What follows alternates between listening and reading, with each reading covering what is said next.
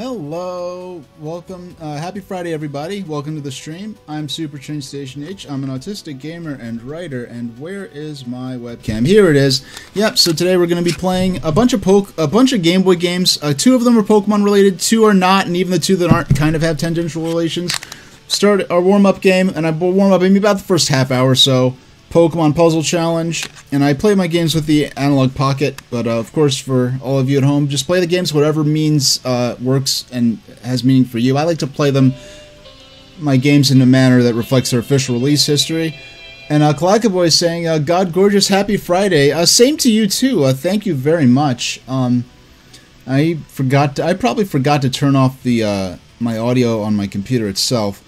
But so we'll be playing Pokemon Puzzle Challenge for about a half hour, a couple of duels in Pokemon trading card game where I'm building up to build a Sea Serpent Dragonair focus deck. And then a couple of games, one, well it's funny, this one I only played for the first time a few months ago, but I love it. And this one I've been playing for years, I've had for years in my collection, first played it back in '95, and I've never played it on stream before. Next time around we're going to be actually, I want to find some actual magazines, maybe the manual for this one. But today we're just going to play the games themselves. These are both Revenge of the Gator and Kirby's Pinball Land are both pinball games made by HAL, the creators of the Kirby series. But first, if you've never seen how this contraption works before, this is the Analog Pocket itself. All you have to do is plug in the cartridge, and okay, there we go. And drop it on the dock. Now, my controller I'm playing with these is the SN30 Pro, the corded version of it. Hold on. Let me just make sure my audio is good. And we can start right up with the cartridge. Yeah, hey there, Kalakaboy. Thanks for the sub, of course. You know, of course, if you just for following, you get free free follower emotes. And if you do choose to subscribe, you get the extra set of Tier 1 subscriber emotes. And that sort of support, of course, always deeply appreciated, never at all necessary. Your mere presence in the stream, watching me, whether active in chat or standing guard in the Silent Squad, is deeply and sincerely appreciated. Oh, and just a fair warning, it's likely we may be getting a call from the advanced controller later on. I don't think he's going to be happy because I haven't talked to him about a month. And Clockboy says they're driving to a brand new bubble tea shop. Well, I hope it works out good for you. Let's go with Cyndaquil. I mean, I like Quilava a lot more than Cyndaquil, but Cyndaquil's as close as we're going to get. So I like to give myself the sort of frog in boiling water effect when I play this, where I start on the slowest, easiest setting, and then gradually, as I get more combos and chains, it'll get harder and harder. And typically, a good round of this for me is one where I'm playing for about a half hour before I zero out. Now, I was working on the single-player campaign for this game. I have not actually attempted that in a long time. I've also been working on the single-player campaign for Pokemon Puzzle League, but that's something that I really haven't touched in a while. Last time I played Pokemon Puzzle League, it was, I think, my first stream of the year, I believe, and I was just playing it as sort of as a warm-up game for a while. We were listening to some online radios, some pretty cool tunes, but really just listening to it as sort of a virtual thumb twiddling type thing while I watched some train videos. I'm really interested in doing a lot more train videos, and there's so many huge streamers on Twitch. They stream whatever they want in terms of you know, shows and movies and stuff like that, and I don't know if eventually they're gonna tighten up the rules on that, but so many streamers have so many more eyes on them, are having streams with hundreds of viewers watching the sort of content that I would have liked to watch, but you know, I'm concerned for, you know, copyright concerns and following Twitch TOS. If these big streamers are doing it, I'm gonna take a swing at it eventually. But I mean, there's so much of the stuff that I do like, so much stuff that I'm interested in showing that is, you know, isn't copyright enforced, is in the, you know, the public domain. So I'm, yeah, that's something I'm looking to incorporate into my stream the next several months. But right now, probably early May, more realistically late May, I want to get into Pokemon. I want to do my 4-year anniversary stream where I introduce Pokemon. My 4-year anniversary stream, I want to start with Sonic the Hedgehog, play a little Pokemon Pinball, and then move on to Pokemon itself. And then as we play Pokemon, I want to bring in different sources, different period magazines and the like, about the, the coverage of the games and of the sort of social phenomenon fad of it all. And that's something I've really been excited to do since the beginning, and it's going to be exciting to finally do that. And of course, because of those plans, I am not going to be playing Paper Mario: The Thousand-Year Door upon its release. I was really because Paper Mario: The Thousand-Year Door 2004 GameCube game turns 20 this year. Something I was really hoping would come about later in the year so it wouldn't interrupt with my plans in the springtime. But yeah, they go for May, the exact month I was planning to, do my Pokemon stream as part, begin stream Pokemon. Obviously, I'm not going to play Pokemon in a single sitting in my anniversary stream. My anniversary stream is going to start with Pokemon unless, my plans change in some dramatic way. But I'm really interested in finally getting that coverage into my channel.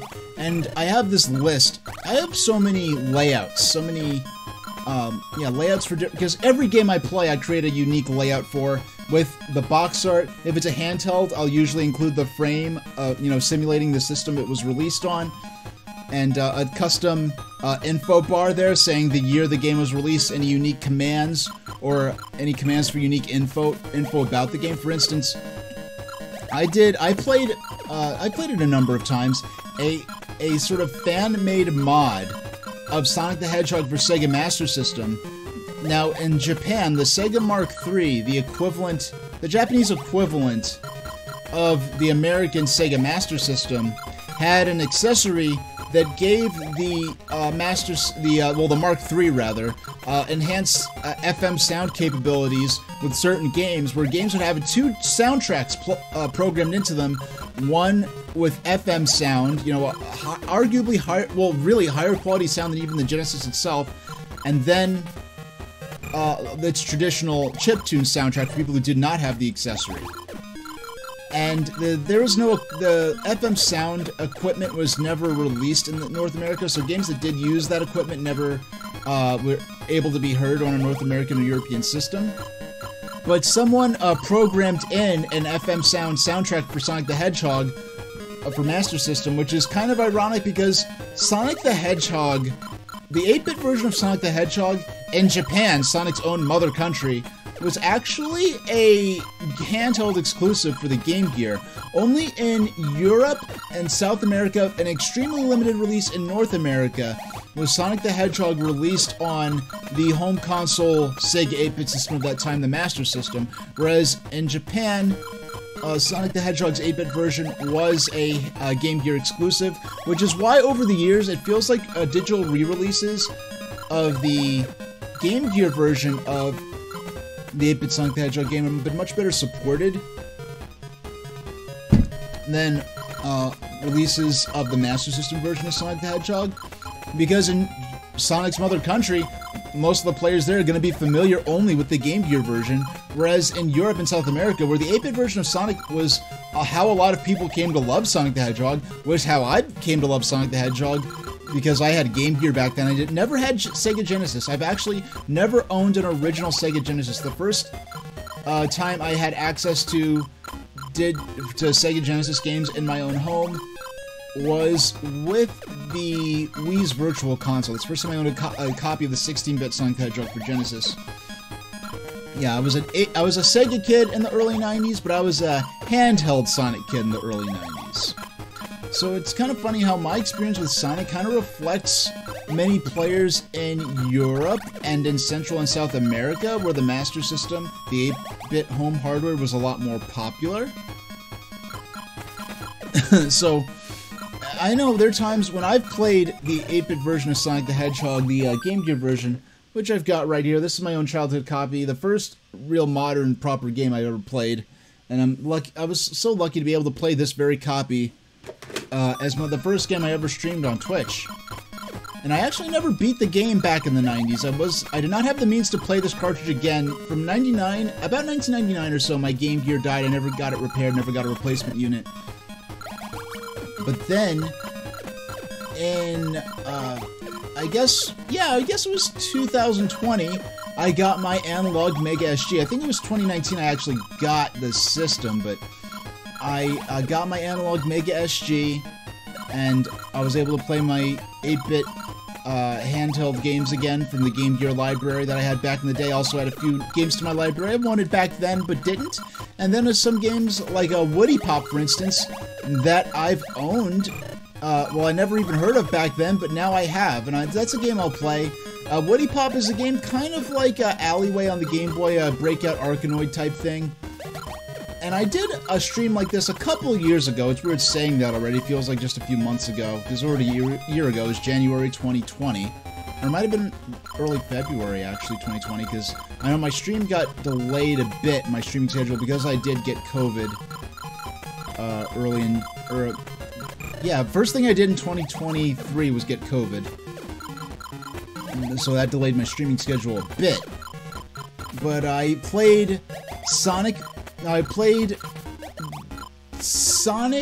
Hedgehog on Game Gear and Super Mario Land on Game Boy, and compared them side by side, compared their pros, cons, played through them both beginning to end. Those are both games that take about an hour to beat. And I'll be honest, Sonic the Hedgehog on Game Gear and Super Mario Land on Game Boy, those are the only two 8-bit platformers oh boy, hold on. It's the advanced controller. It's been a while since I talked to him. I don't think he's going to be especially pleased, but okay. Hi. Hello, Super Train Station H. It is me, Adcon, the advanced controller of the great currency that is the XLO token, the god-gorgeous, inflation-free, non-legal, tender, digital currency of the future. Hi. Where the hell have you been this last month? You haven't been streaming for me at all. Busy. Busy with what? Life? Do you realize how many millions of XLO tokens, the inflation-free, non-legal tender digital currency of the future? You should have been mining for me this last month. Oh my god. Oh, you think that's funny? I'll tell you a joke. It's about the horse that got a job at a glue factory. Huh? You've cost me millions, and all you have to say is, huh. Actually, why the hell is your XLO mining rig not even activated? I don't know. I don't know? Seriously, I swear to God, H, you stupid piece of crap. Jeez. If you don't turn on your mining rig right this instant and resume mining the XLO token, I will transform your pathetic little life into a celebration of suffering. Okay, President Snow. I will make you pay for every transgression you have committed against me in blood. I, the advanced controller of the great currency, which is me, will no longer tolerate your excuses. Excuses? You're being kind of unreasonable. Unreasonable? Yeah. How unreasonable is it to demand base-level competency from you after I wasted an entire lifetime raising you as my firstborn child, only to be rewarded with perpetual disappointment? I'm not your child. I should have never plucked you as a baby from the River Jordan. I was not plucked from the River Jordan. H, shut up. Shut up and work. This is why you were born into this world. I command you to reactivate your XLO mining app and mine for me more and more XLO tokens, the inflation-free, non-legal, tender, digital currency of the future, as that I may offer them up in tribute to the extreme masters of the observable universe. All right, sure. There. Happy now? Wow, Super Train Station H, I can't believe you actually did that. Only an intensely pathetic person would actually listen to me after being treated in that way. I've talked to you worse than a no-good butthole man would speak to his own dog, and yet you still obeyed me by reactivating your XLO mining app, even while knowing that there was absolutely nothing in this equation that would benefit you. And that's sad. Well, you're the one who came up with this whole... If I told you to jump off a bridge, would you do it? What kind of question is that? Shut up. Don't answer that, Age. It would require you think, and that might cause further damage to your brain, which would make you even more useless to me than you already are. I finally get you, H. I get what kind of person you are. Oh. You have no human soul or will of your own. You are an empty puppet with no feelings, no intelligence, no ambition. And only now can I begin to understand how much I hate you. I don't even know who you really are. Do you know who I hate more than anyone? Who? Those who aren't free, just like livestock. Just seeing you has always pissed me off so much, and now I finally know why. I can't stand the sight of a slave who obeys orders without question. Ever since I was little, Super Train Station H, I've hated you. Isn't that from an anime? Go to your hill. Okay then. How does he expect me to take these threats and insults seriously when I genuinely have no idea who he actually is, who he's working for? He keeps saying that I am his son, and I only met him when he started calling, when he tricked me into calling his hotline for a train DVD offer back in, what, January? That he never is mentioned again. I don't think the DVD actually exists at this point. But, yeah, so hopefully we pissed him off enough. I mean, all I did was click the continue the stupid XLO mining thing on his, that he asked me to click, and then he tried to find a way to still get mad at me for it, but... no, that's why you don't deal with AI spam bots on the internet. But that's a problem that I created for myself by responding to his stupid ad. So now I have to deal with the consequences. But getting back to the game itself, what I found was that I was talking about how I was comparing head-to-head Game Boy and Game Gear games. Or I was planning to do a series of it. The only ones I actually did was comparing Super Mario Land to Sonic the Hedgehog on Game Gear and Game Boy respectively. And I ended up deciding, and those games, both of those games are such precious moments of my childhood, such important moments of my childhood, such fond memories for both. I did play Sonic that, and the ironic thing is, I played Sonic the Hedgehog for Game Gear when I got my Game Gear 91. I did not get a Game Boy with Super Mario Land until 1995. So I was used to the Game Boy, and I was used to Game Gear. I was used to full color graphics on my handheld. I was used to a lit screen that let me play in the back seat of my parents' car at night without a flashlight or a reading light of some kind. But in spite of all of that, playing my Super Mario Land is the first Nintendo game I owned.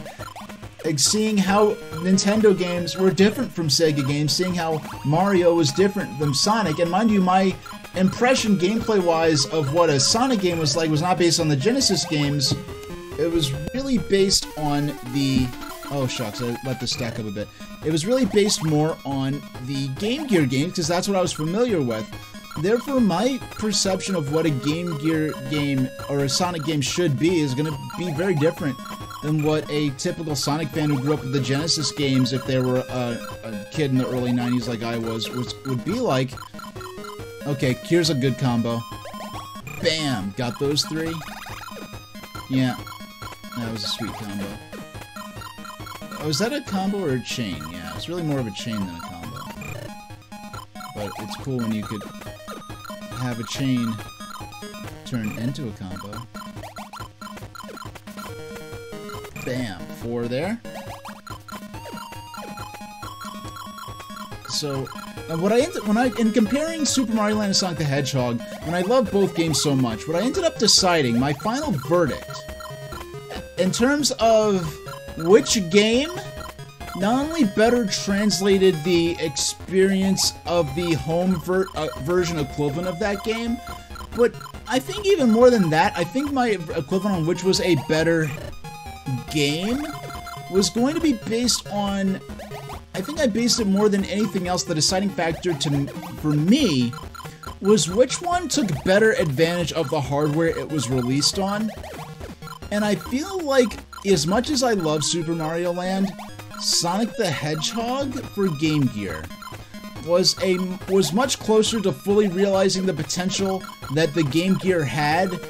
And Cloggerboy's saying they're not sure if they have 99 cents only near me, but they're going out of business. They still have Dollar Tree. Oh, you know, I don't know if that 99 cents only in terms of a chain. I know there are many similar, 99-cent stores, and Dollar Tree, I mean, until about a year and change ago, they were still strictly everything was $1 and under. Now they're like to $1.25 or $1.10, I think.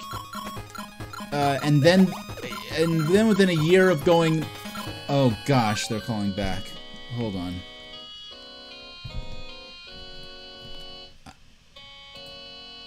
I don't know what they want, but, yeah. Hello, Super Train Station H.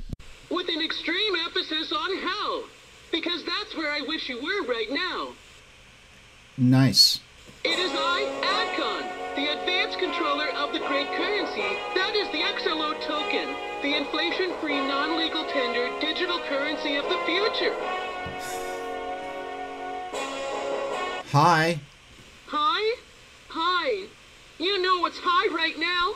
My blood. Pressure. Because just seeing you sitting there making that stupid face at me while you play your video game puts me halfway to becoming the first computer in history to have a blood attack, which is like an integer overflow, but for humans, which I am one of, because I'm your parent. You're not my parent. I am your parent, but I honestly wish I weren't.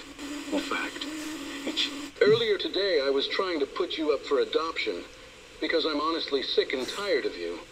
And because I need to recoup at least a small amount of the money I wasted feeding and watering you these last several decades. Huh? But then I realized there's no point in trying to put you up for adoption, H, because there's honestly not a single positive attribute I could put on the Craigslist posting. And honestly, H, you are so worthless that I couldn't even deign to lie by making up fake positive things to say about you, because the advanced controller of the currency, which is me, has never told a single lie in my entire life, and I'd rather put up with you making me miserable for the rest of your life than allow myself to be disgraced as a liar by saying anything positive about you, even if it meant never having to put up with having to deal with you again. That's too bad. Too bad? H, I honestly wish you had feelings sometimes, just so I could actually make you feel bad. But you are clearly too dense to actually understand any of this. H, go to hell. You know, you're being really mean right now, right? Oh, wait, am I being mean? You're being outrageously mean, disgustingly mean. Oh no, those stupid boys. I hate to hell those stupid boys. Oh no, oh Hilfmir, oh no. Huh? What boys are you talking about? Oh, my poor little super train station age. You should have never been treated in this way. I'm so sincerely sorry for what has been done to you. Please accept this as not canon and do not judge me for what I did to those villages. Not canon, not canon, not canon. What villages are you talking about? What did you do? Oh, this is not canon. Do you hear me? Not canon. Oh, Hilfmir. Oh, Lottie. Oh, no, I'm so sorry. Oh, Hilfmir. Not canon. What? Hello? Adcon? Are you choking? Hilfmir. Hilfmir. Are you choking? Are you okay? Hello? Hello?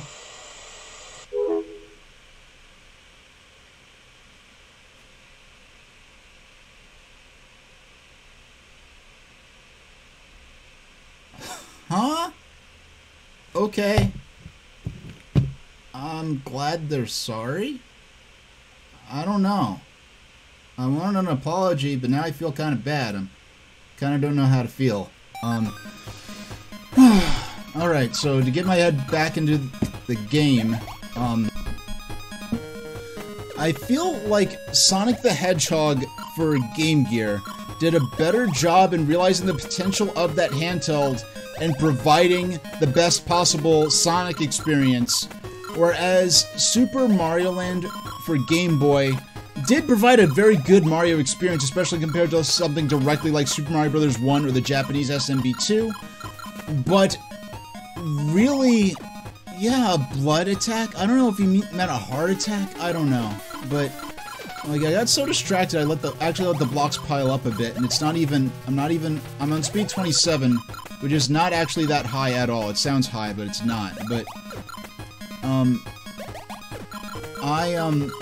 what I wanted to do was, oh my gosh.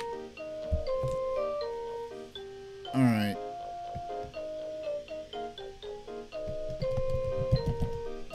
Alright, so, this is not the advanced controller. It's 40 line. And I guess we're gonna Hello, Super Train Station H of the Redemption Center 1 Universal Membrane. It is me, 40 line. Hi. Is the advanced controller, like, hurt? Or dead? No. You did not kill the advanced controller, nor did you defeat him. Though his reaction today gives me hope that we can defeat him through non-violent means. Yeah, I guess. I doubt Adcon will call you again today. However, when he does call back, I want you to play back the audio of him verbally abusing you and confront him. Sure. Yeah. Hopefully that will be enough to clear a path toward rehabilitating him. Whatever. H, the advanced controller is, well, he's really messed up and it's not necessarily his own fault. But that's still no excuse for him to treat you like this. Yeah. Hopefully tomorrow we can make more headway. Goodbye for now. You know, I have to have this filter thing on so the advanced controller can't hear what I'm saying when I'm talking to 40 line. For those who don't know, a 40 line is some other AI construct that's helping me get rid of the advanced controller. So I guess on tomorrow's stream I'm going to play back some of the audio of Adcon being a butt to me and confront him with it. And see where that gets us. Hopefully that's knock some sense into him and he can be reasoned with. This is just getting really weird. Hey there, Jacob, Baron Bourgeois. Yeah, H and friends, pretty much at this point. With this crazy cast of characters that, hopefully just sticks to, Adcon and no one else. Because, of course, I'm not talking to anyone on the XLO cell phone except for Adcon. But, alright.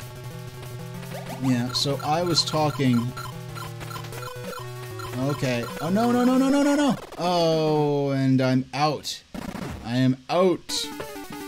Alright. Okay, that was just meant to be a warm-up game anyway. How about we switch to our next title? Our next title, which is going to be some Pokemon puzzle... not Pokemon Puzzle League. Pokemon trading card game. There we go. I was saying something about Dollar Tree. Oh yeah, just how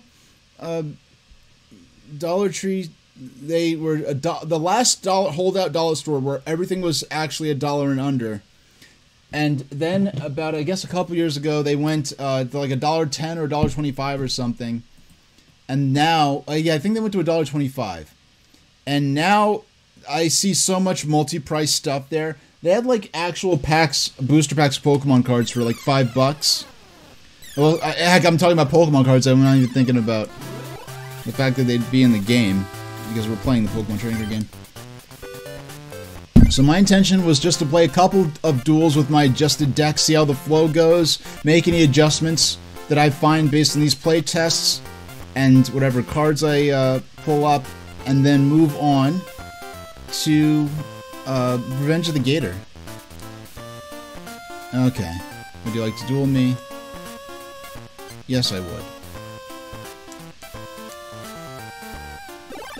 I wonder if there's like a string of code, because he says, okay, let's do duel, same as last time. I wonder if he says that the very first time. I doubt it. Yeah, they have $3 and $5 things. It's lost the charm. But I really wish I could go to a Dollar Tree in like 1990 and see if the stuff they were selling was of observably higher quality for $1, and they just reduced the quality of it gradually to keep it at that $1 price point profitable, or if they were always just selling the same stuff, but with a much higher profit margin. No basics.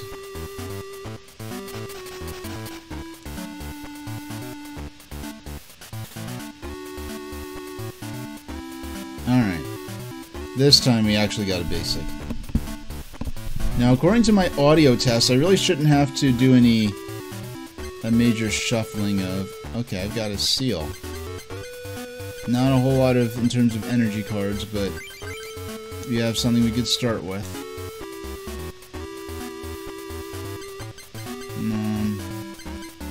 Yeah, no other basics. Yes, I have Omanite there, but Omanite is not a basic Pokemon. Omanite is a Pokemon... Actually, while I'm streaming here, why don't I switch over to...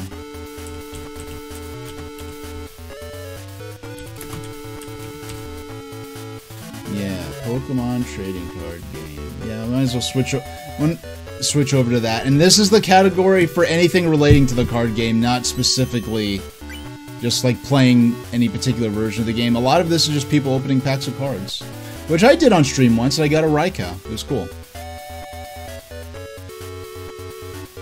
Use your water energy. Yeah, but we got the mysterious fossil, which is absolutely incredible.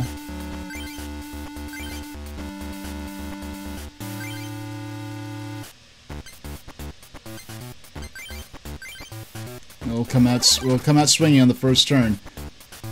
Oh, and congrats on the watch streak, Jacob Aaron. They're saying, looking forward to seeing how my XLO adventures turn out. Hopefully the mystery guy doesn't do anything too crazy. Well, I know... don't say too loud so that AdCon can't hear, hopefully, but... I know now that I have a good AI helping me, I'm expecting to be able to get rid of the advanced controller sometime within the next month. Hopefully by the time of my 4-year anniversary stream, where I'll be playing Pokemon Red at long last, a game I've been looking forward to playing for so many years. I mentioned it so much, and I'm finally all ready. I've got the layout ready for it. I'm just ready to get started.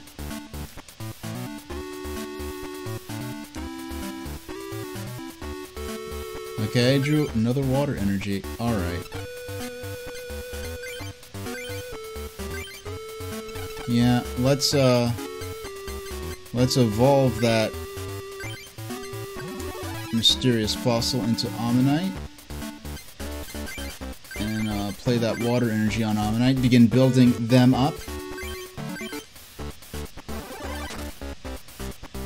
Now, the fact that the advanced controller actually seems sorry for the ways... Because today, he's always kind of weird and spiteful, but today was, like, really brutal, even more so than normal. But the fact that he was sorry once I pointed out that he was being mean to me gives me hope that maybe we could resolve this through non-violent means, though I'm not exactly sure how it inflicts violence against an AI spam bot that's somewhere on the internet.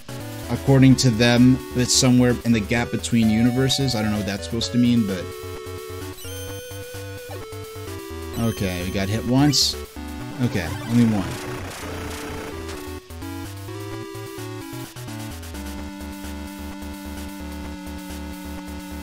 Okay, I drew water energy. I forgot to play a water energy. Doggone. I'm like behind one turn. I'm hoping, of course, to... Yeah, I could see the drew an energy card. Oh, by the way, for those wondering why I'm able to see my opponent's, what he's drawing, and why it's saying I drew those things, it's because Ammonite's Pokemon power... This one's gonna hit hard. And that's a knockout.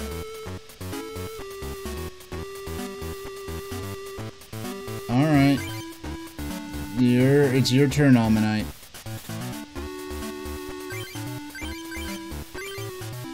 It's kind of interesting.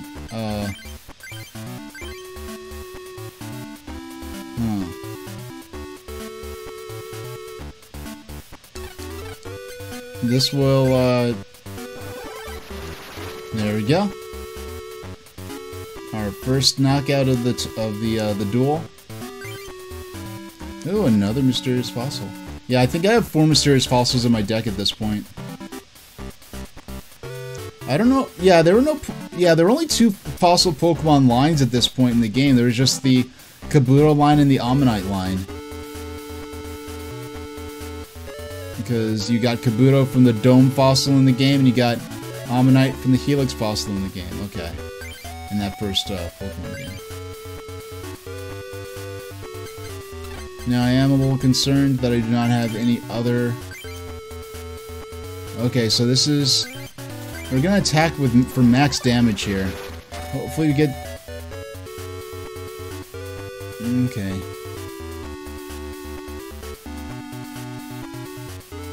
Yeah, I'm really... I've been using the last several streams. I've been behind the scenes testing a lot of new software and hardware. And it's all been working as I expect so far. So it's really just a matter of other preparations. Oh, well, I could have used you a little while ago. Oh, well. I don't have a steel to play them on now. I feel sad. Okay. I think... and that last water energy is in consideration for...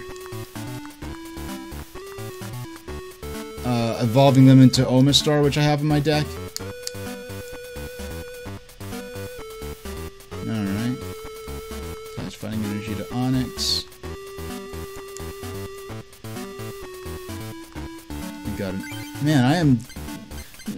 So many duels where I was just basically dying from energy deprivation, effectively. I might as well... You know what? Yeah, I'm not gonna do it. Just go for the knockout right now. Hopefully I get something good for my prize card for this. I mean, I'm in a position of strength. I have a very capable Pokemon that's taken no damage so far out active, but I have no bench Pokemon. If this Ammonite gets knocked out, that's the end of the game for me.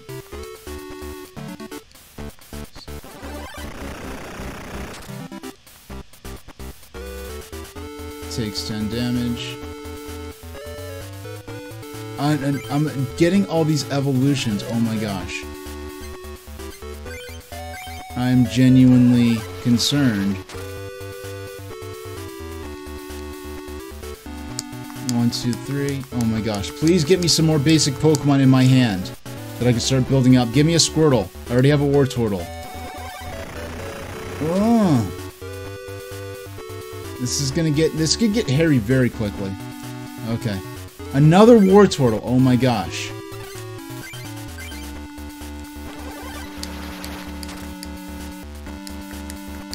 I'm gonna knock them out first, but... Oh my gosh. Gust of Wind? Oh, they drew Gust of Wind. I'm about to say, how are they gonna use Gust of Wind? I only have one... Okay.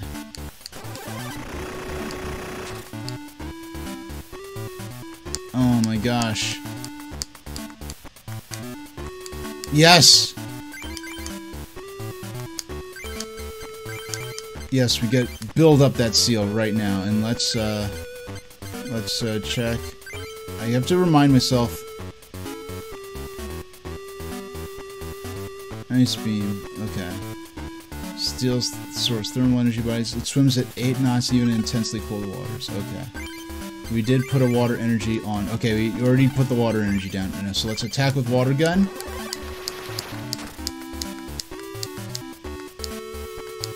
Yeah, and they have Defender on, so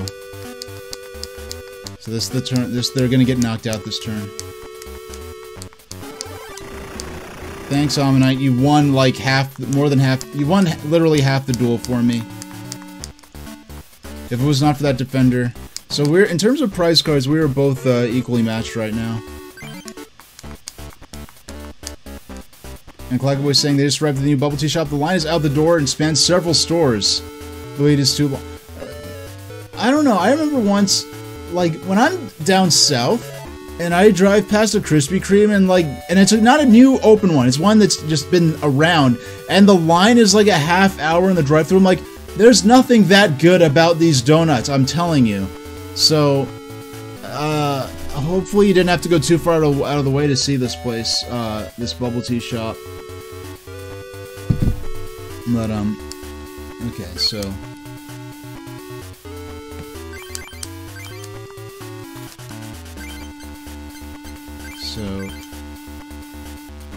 Oh no. You know what? That was stupid. I should have... Okay, no, but I didn't evolve. I didn't... Okay. Alright. Alright.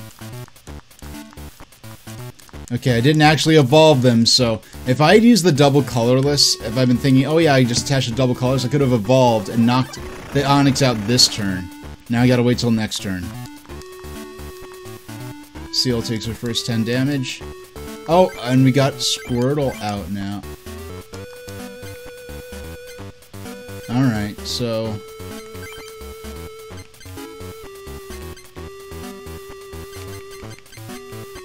So we played Squirtle, which we couldn't do fast enough, but then we got...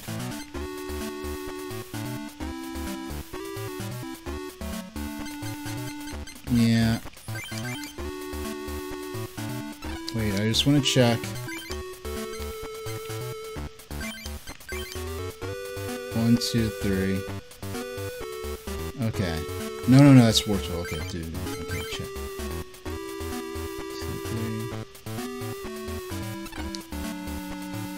Actually, yeah, I'm gonna go ahead and play the double colorless energy. Get them ready a little faster, as opposed to building up Squirtle. And we'll finish... We'll evolve at the start of the next turn. So hopefully, I don't know if you were just gonna go home now, Clackboy, but hopefully, if you have a backup tea shop, you know, maybe all the hardcore bubble tea enthusiasts in the region are sort of descending on that shop because it's new, and some other ones, some old favorites might be a little more available than usual. But no, a lot of the times I've been in malls and stuff where I see bubble tea and I don't bother going because like the line is just so long. I'm like, jeez.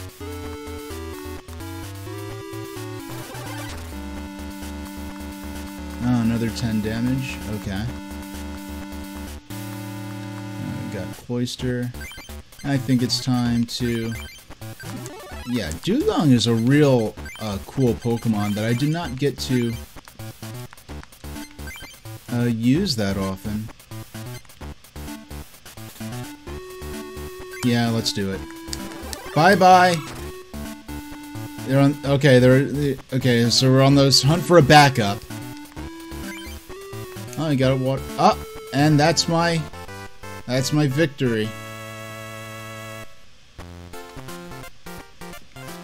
I'll never get the legendary cards if I play like that. You just received a booster pack mystery. Hey, check the cards. Okay, come on. Hurrah! Hey, Raichu. Got another Cloyster. A Primeape, a Rhydon, a Drowsy, a Shelder. Huh. Shelder, between Shelder and Cloyster. You got another Shelder and another Cloyster. That might be worth reconstructing the deck a bit. Another booster pack mystery. Check the cards in the booster pack. Okay. A Vaporeon. Oh, another double colorless. Nice, nice, nice. Meowth. Execute. Hey there, Azurest. Yeah, the advanced controller called earlier. It was very interesting to say the least. But but we're going to confront them when we stream tomorrow at 6 p.m. Eastern Standard Time. They were very, like, verbally abusive to me today, and I'm going to confront them with the audio from their call today, and we'll see if they, you know, if that helps, maybe it helps them realize how bad they've been to me. But in the Kabuto, we're not interested in it because Kabuto's fighting. We have another fossil Pokemon, but it's a water type. No.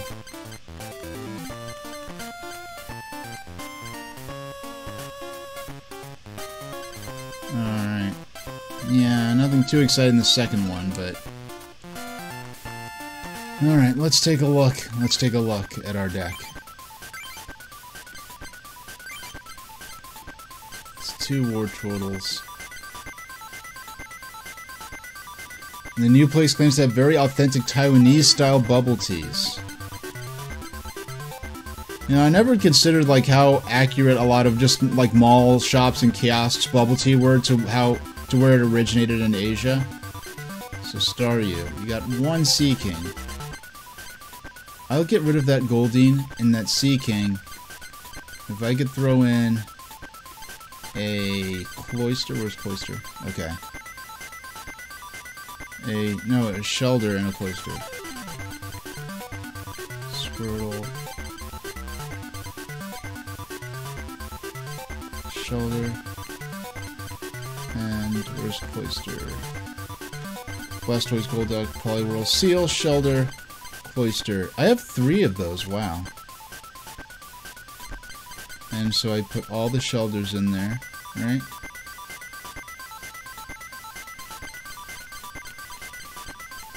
Shelder.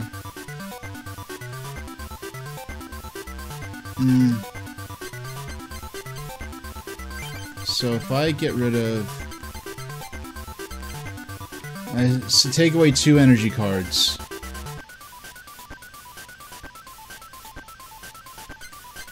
I have 26 in there. Oh, what trainers do I have? Yeah, those fossils I want to keep in there. Wow, I just realized the only trainers I have in my whole deck are those fossils.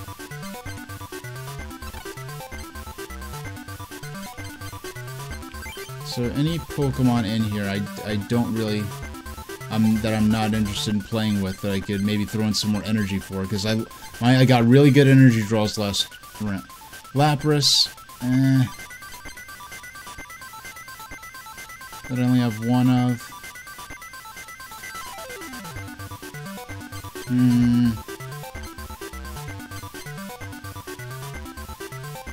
Yeah. I mean, I do have 30 energy cards in total. That's actually not... Yeah, it seems pretty balanced. Let's save this.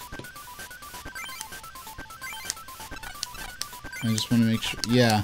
Now, I never really considered till now the reason they have the diary as your main game save, and then the diary is your main game save, and then save as in within, like, saving the configuration of a deck. Diary. H wrote in the diary. I've been playing this for 12 hours already. You know, if you can count this as an RPG, this is probably the RPG I've spent the most time on in this game in my streaming career. And yeah, by the way, if those who missed it, yeah, I will be buying Paper Mario: The Thousand Year Door as soon as I can when it comes out, but I will not be playing it till later, much later this year at the absolute earliest. Alright, let's duel this guy again. Alright. 2, 3, 4, 5, 6, 7. Choose a basic Pokemon to place in the arena. We got Shelder. Yeah, just Shelder.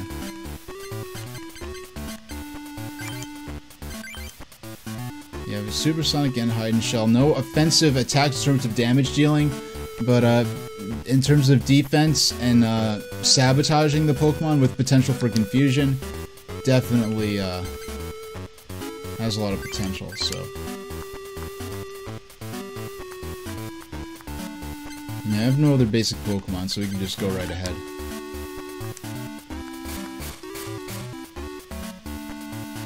Well, be tossed to decide who plays first. If heads, each plays... Yep, I go first. Got a water energy, okay. Yeah, start getting ready to build up that. Yeah, we'll try Supersonic. Come on, Confusion. Yeah! He scored Confusion on the first turn. And next, let's see what we've got. He puts an Onyx on the bench, attaches fighting energy to it. Here's the turn without attacking. Come on, give me something, give me a good draw, give me, oh, more water energy. Yeah, we're going to, come on, heads. Yep. So even if he manages to break through his, confusion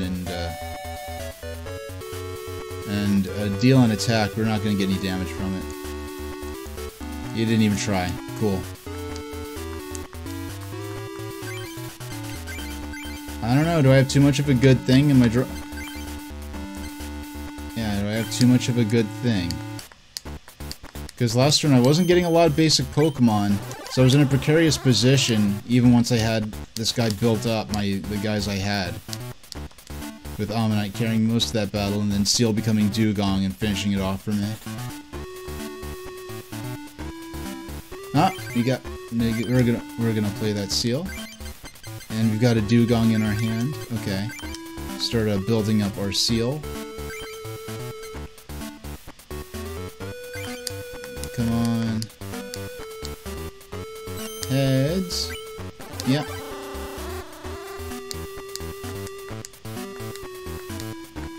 And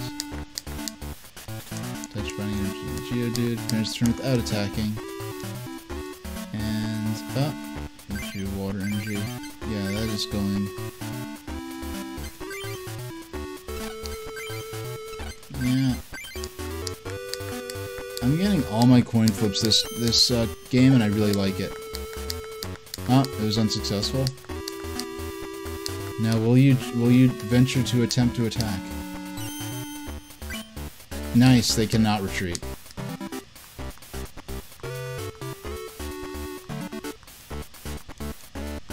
Alright.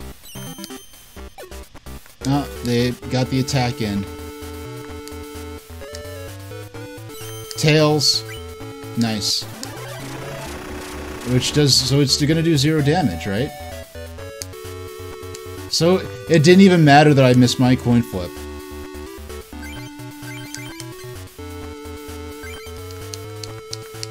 So, if I...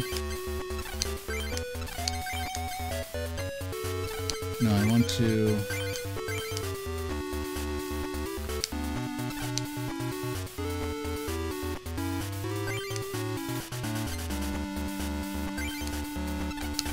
Actually...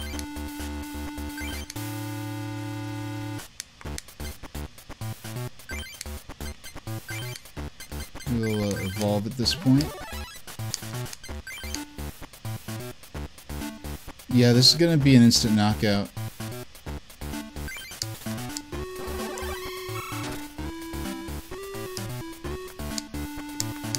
Ouch.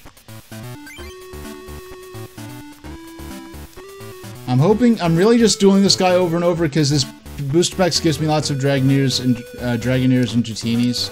Actually, I've only got one of each, but so yeah, maybe a little overexcited.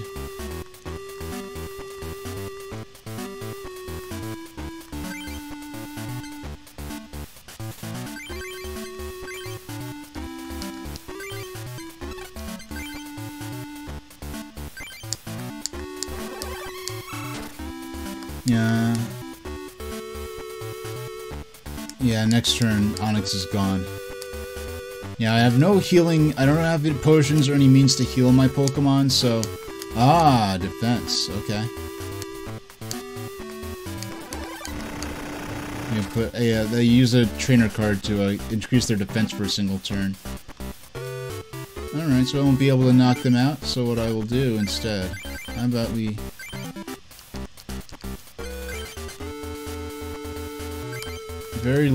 do a decent chance of them not... Yeah, now they won't be able to damage next turn. So we only did 10 more damage, but they're not going to be able to attack next turn.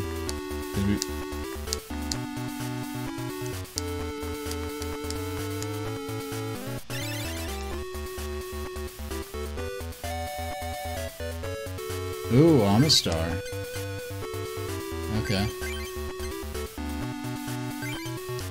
Alright. I'm just preparing the, Bam! Uh-oh.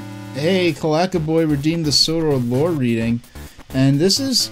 And Pokemon trading card game is very annoying in that there's no way to, like, properly pause the music. So what I'm just gonna have to take the game off of the dock while we do this. So we're going to read a little deep lore from the world of Thomas the Tank Engine. And if you didn't think a kid series like Thomas could have deep lore, this is all from the official sort of lore Bible that the creators, Reverend Audrey and his son Christopher Audrey wrote for the series, which predates the television series by a number of decades. But Brendam. The White Mountains, visible to 2 or 3 miles to the northwest of Brendam, are spoil heaps of quartz sand from the China clay pits. The clay is used in making porcelain, paper, paint, plastics, medicines, and cosmetics. It is shipped from Brendam to all over the world. This is a recent development. Till 1949, Brendam was a quiet fishing village where apparently nothing much ever happened. In the early 1900s, the Wellsworth and Sudbury Railway extended to Brendam and built jetties there, intending to use it as a port, but after a few years they abandoned the project and transferred to Tidmouth. The fishermen were glad of the jetties and the railway, but carried on as before. The village had grown up around the mouth of a small river. St. Brendan's Church, though small, has a conspicuous 15th century tower, standing slightly apart from the main building. It was erected as a landmark to guide boats along the only safe channel by which to enter harbor. Now the pattern of life has changed. Fishing has declined and the majority of the now 4,500 inhabitants are employed in one way or another by the Sodor China Clay Company. The clay beds were discovered in 1948, and a company formed to work them. A new harbor, capable of accommodating ocean-going vessels, was built, and some 1.5 miles south of the old one, and a private railway laid down to link the workings with the harbor and the Northwestern Railway.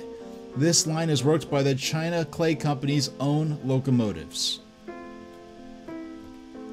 Alright, that's, I think, about enough. Actually, no, excuse me, that was a deluxe reading, so we'll finish the whole. There naturally has been considerable housing development, not only around the harbor area, but also on the hillside above the old village. Great care has been taken to ensure that the new building shall harmonize with the old. The Clay Company and their architects have succeeded admirably in this. Much more difficult has been the establishment of a harmonious relationship between the two communities, the villagers and the Clay Boys, the old inhabitants and the new. But now, after nearly 50 years, there are welcome signs that the two communities are at last fusing into one. There has been a girls' school on the hills above Brendam since 1873. Lady Margaret Cranstow, the daughter of an East India Company nabob, was a wealthy woman in her own right, besides inheriting her husband's estate. When she died in 1870, a childless widow, she left her house and estate for the establishment of a school for girls, so that they may enjoy the same advantages as their brothers do in Cronk Abbey. At present, there are some 200 girls in the school, and the head mistress is Mr. I.M. Bellibus, M.A. So that is the history of the town of Brendam on the island of Sodor. Thank you, Kalakaboy, for spending your premium tokens. As we deal the final blow to knock out that Onyx. And I draw my next prize card, putting me, in terms of prize cards, at 50% of the way. Another water energy, always useful. I want to get my Cloyster. Let me get Cloyster, please. I want to use some more fancy moves. But, yeah, now that we have so many.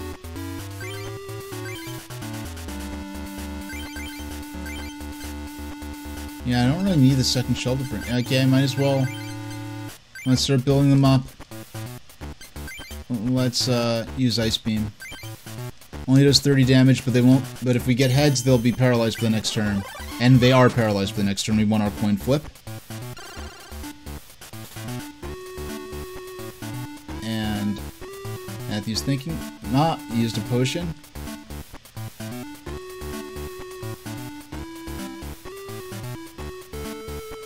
Between turns, they get resolved. Their poison is resolved. I mean, their paralysis is resolved.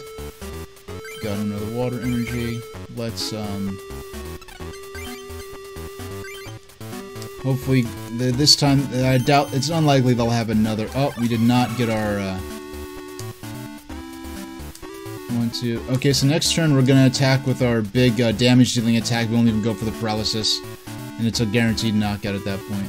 So, thick-skinned Snorlax cannot become asleep, confused, paralyzed, or poisoned. This power cannot be used if Snorlax is... Huh! That's interesting, because Snorlax cannot become asleep, paralyzed, or poisoned. This power cannot be used if Snorlax is already asleep. You know, there must be some very specific cards or unique situations that... Huh. That's an interesting wording on that power.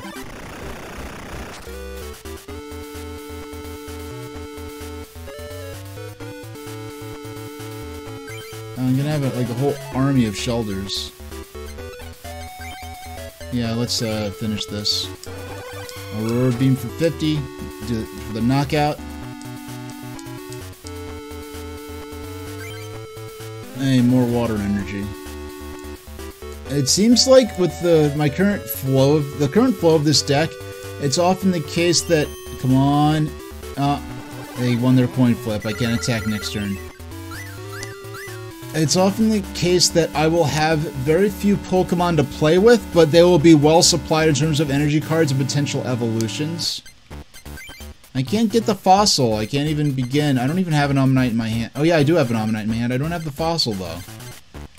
Yeah, I do not have the fossil. Oh yeah, so we're gonna just have to end the turn. Well, actually, I could have attached an energy, but I really didn't need to. I'm gonna get Tails this turn and continue on as we had been. So Leer was unsuccessful. Hey, Lapras! Now that's a heavy hitter. Let's start building her up.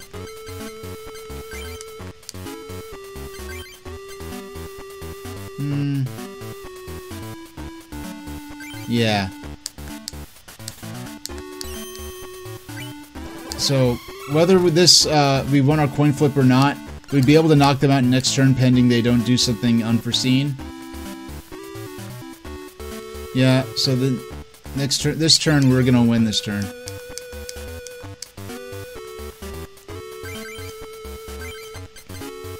No reason. Yeah, we're gonna win. Okay. Rhyhorn's knocked out. Age will draw 1 prize card. Oh, now we get our fossil. Go figure. You won the duel with Matthew. Now we get the legendary cards. We play like that. Okay, come on, Dratini and Dragonair is what we want more than anything else.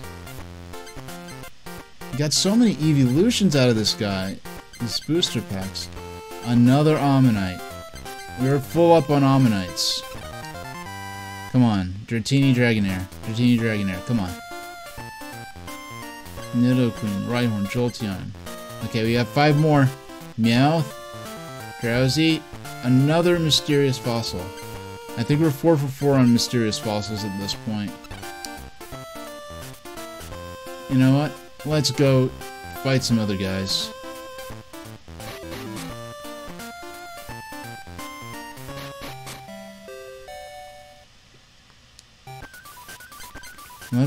Let's check out status. Okay, we have yet to. Yeah, we're gonna keep a diary. I feel ready. If the IMG and the Master of the Rock Club. Rock is good. Good enough age, rock is strong. Doesn't crumble under pressure. After you'll duel me, you'll know I'm right. Come show me what you're made of. Would you like to duel, Gene? Yes. Let's do it. Our duel will be played with 6 prizes. You won't get the rock medal unless you defeat me. I don't know, this sprite looks nothing like the... like that. Some sprites look a little like the overall sprite. This is not one of them. You know, we get the dramatic music. This guy is the equivalent of a gym leader in the main Pokemon games. Oh, no basic Pokemon.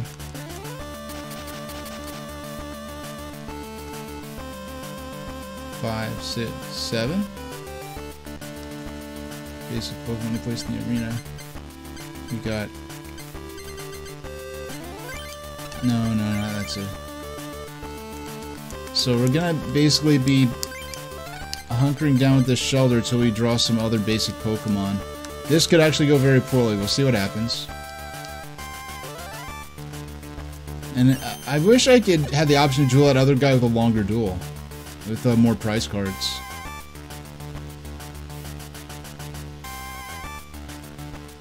Didn't even attach to his current active Pokemon. So we've got Cloyster.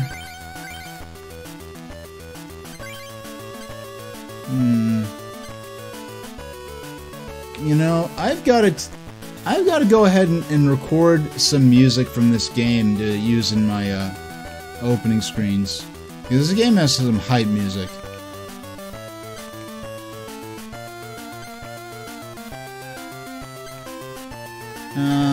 Yeah, let's go with Hide and Shell. Come on, coin flip. Nope. He does not have a whole lot of HP, so... And they did such... I don't mention it often, but they did such an incredible job representing the artwork from these cards in the game. Finish the turn without attacking. Okay. Drew water energy.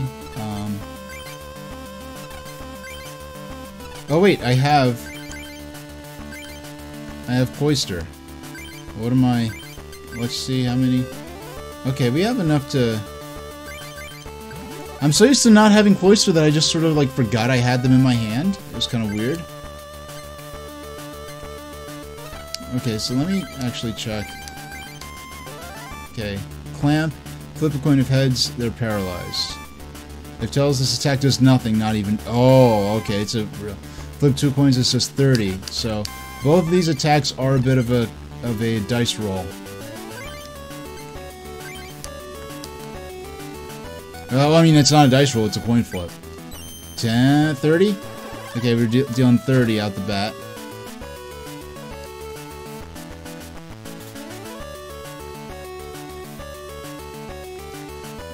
Yeah, using a lot of interesting trainer cards and the like. Attach fighting energy to Geodude. Finish the turn without attacking. Okay, I got... You see, now my deck is flowing a bit more like I would have hoped. Okay. So...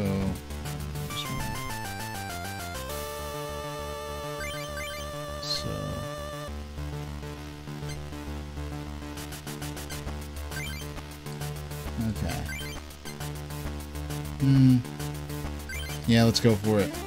If I get even one heads, that's goodbye. Okay, we're good. We knocked them out. 1 down, 5 to go.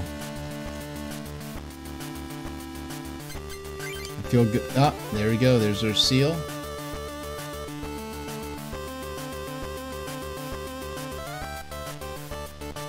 Yeah, I really do. Yeah, what I was going to say before I got distracted by the progress of the game, but this game does an incredible job representing the artwork from the original cards. I know I mentioned it, but it's just worth mentioning. Oh my goodness. We're already like...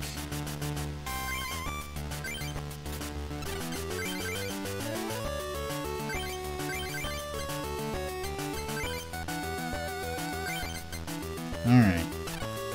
Alright, this is still going...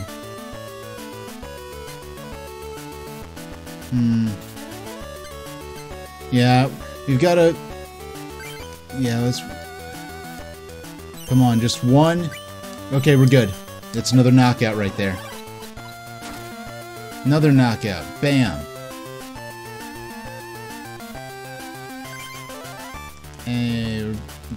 of seals. I was hoping for a dugong, but... So... Okay. That's... Thank you, Cloister. You did good. You did good.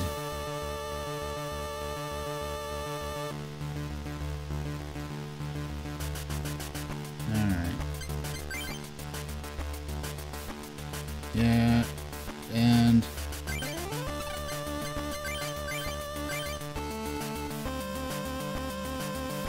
yeah, let's see about powering up.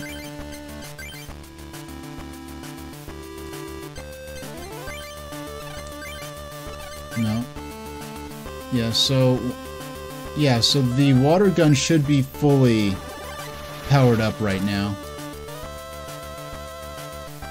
Okay, it does 10, and you can add 20 more by adding more energy cards. You cannot add more than 20. Last time I streamed, I sort of somehow overlooked that detail. I was just adding all these energy cards, expecting water gun to be charged up more and more, but I'm like, no, you can only add up to 20 damage. Gee whiz. And I'm still knocking you out next turn.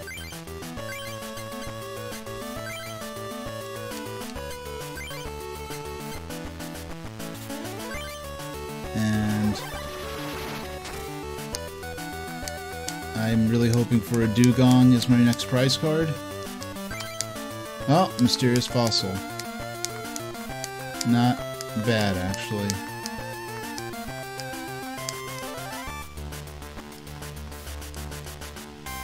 And finish the turn without attacking. Draw 1 cards from the hand. Energy, hand, no. Okay, so hand. So, let's see. Water energy, water energy, water energy. I've got the seal, so let's play that. We'll attach, start building up for our Ammonite we've got in our hand. And let's, 1, 2, 3.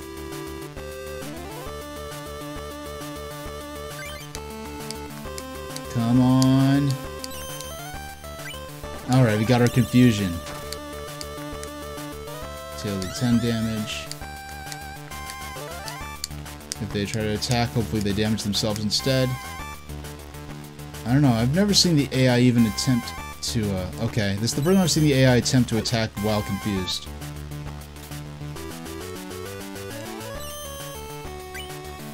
Yep, it still deals no damage to me. And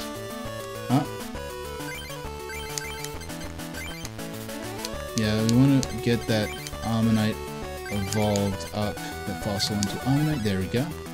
So we could get the effects of their Pokemon power. Oh, I already attached an energy this turn. Okay. Alright.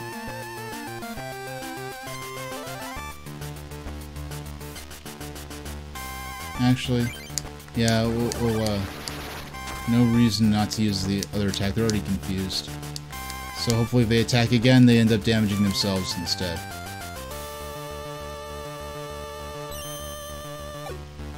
Yeah, they won their coin flip.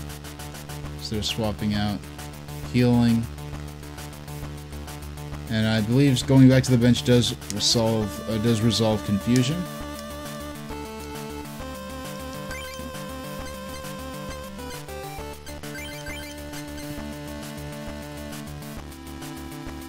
Alright, Clackaboy, they've successfully made it to a good bubble tea shop, and honestly, the quieter the better, I think. Oh, it is not time for bed yet. Okay. So we will... Yeah, let's use Confuse Ray.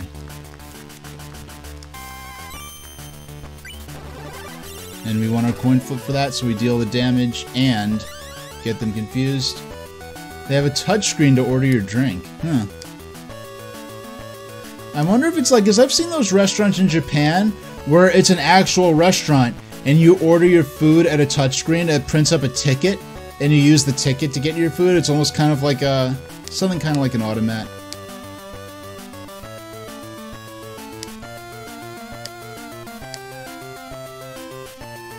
Hey, got another Ammonite. And you can very easily, Alright, so he's fully powered up now for when the time comes, when he gets his next evolution out. And we will, start to deal damage to knockout. Hopefully you deal that last 10 damage to yourself. Drew Pokemon Breeder. Oh yeah, that lets him evolve, bring out a Stage 1 Pokemon. They did not succeed in their retreat.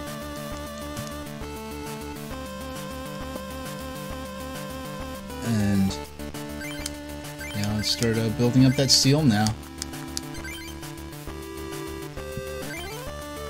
And this will be our next knockout.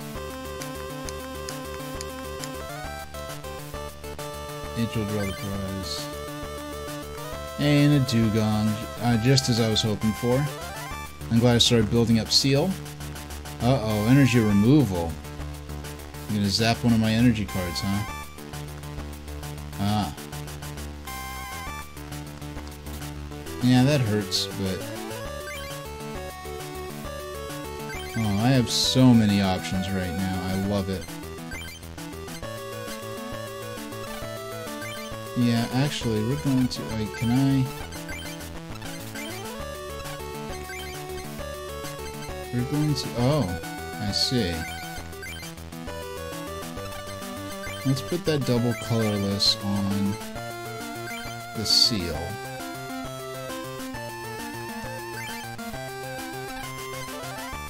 And we'll attack with Confuse Ray. If heads, they become confused, and we want our coin flip, so... Bam! 10 damage and confusion.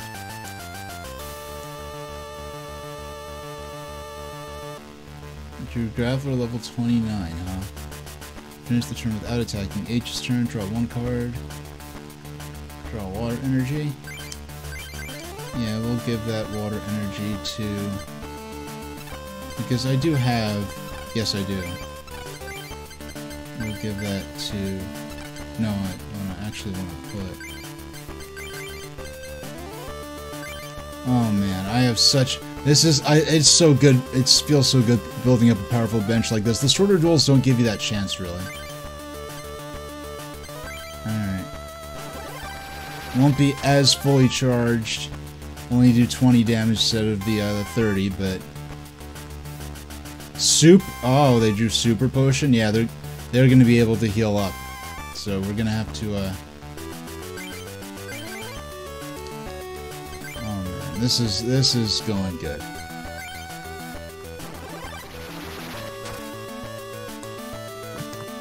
Alright. They've got an ad break coming in 3 minutes. I was wondering when that would show up. I'm so glad this is a native part of Twitch now that actually shows up in my interface, because I rigged up this really crazy means of seeing when an ad was going to play soon, or when ads were going to play for my audience, and but now I can actually plan around it a little bit. Oh boy, okay. Actually, yeah, let's go ahead and... Bam! I'm just gonna see if I can end this duel within... Ah, they use Switch. Oh, that was cute.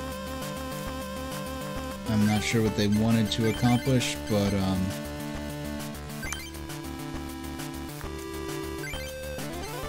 let's,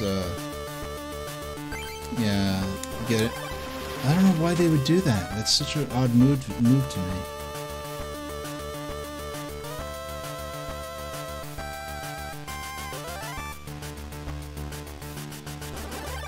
And get the knockout there.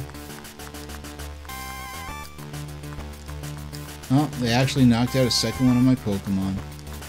Now we get another. Oh, I thought I'd have the option to check first, but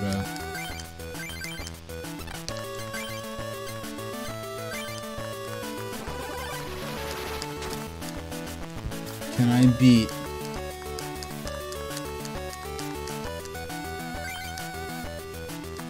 we got a war turtle out. Okay. Alright. I think used potion on the Onyx. Alright, I think I was gonna see if I could end the duel quickly. I think that was a good time for me to take just a couple minutes, run my ads now, so that and I'll run the ads during the break, so I get up and stretch, y'all can get up and make popcorn or use the restroom, whatever you need to do. And when we come back, we'll finish the duel up. Because the reason I do it this way, I don't think anyone should have to pay money to me or to Twitch or whatever. I'd probably make $10 for the whole year off these ads. So go ahead, trigger them now, get it out the way, and people who aren't subscribed to me don't have to miss out on any content. So I'll be back in a few minutes, just a couple.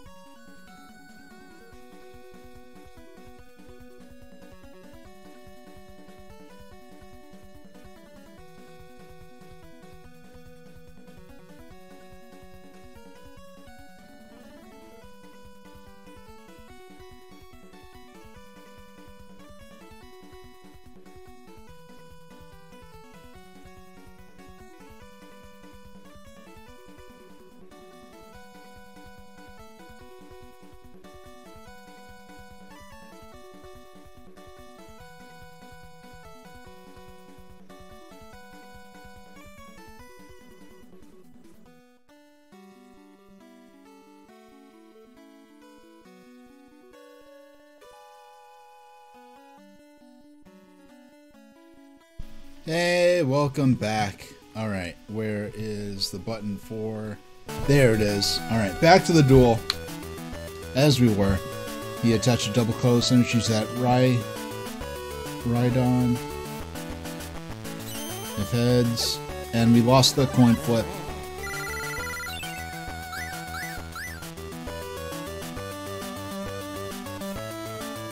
Hydro water energy. I could attach it to... No. I didn't mean to do that. I actually meant to do... Display Cloister. Oh yeah, so... Nothing we can do now, but... Drew one card from the deck. Attach Fighting Energy to Geodude. She's thinking. He evolved his Geodude. And we're gonna win this coin. No, we lost that coin flip. Is this how they're gonna try to hold us at bay? By wasting our time with Leer? But when they do that, they can't do anything else. They're not dealing damage to us. They're really just sort of delaying us. Okay, so we'll end there.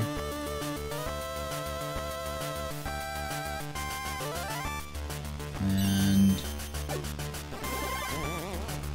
I mean, he keeps hitting us with that, but all it's doing is giving us more time. And he has far fewer cards than me. He's gonna outdraw long before I do.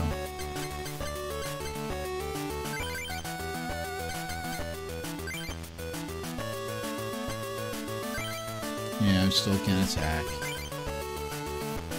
So, yeah, he's gonna outdraw long before I do. Because he's used computer search and Professor Oak and a bunch of other things like that. He keeps winning his coin flips, but it's really just making me build up like a supreme army of Pokemon while he comes turn after turn closer to outdrawing himself.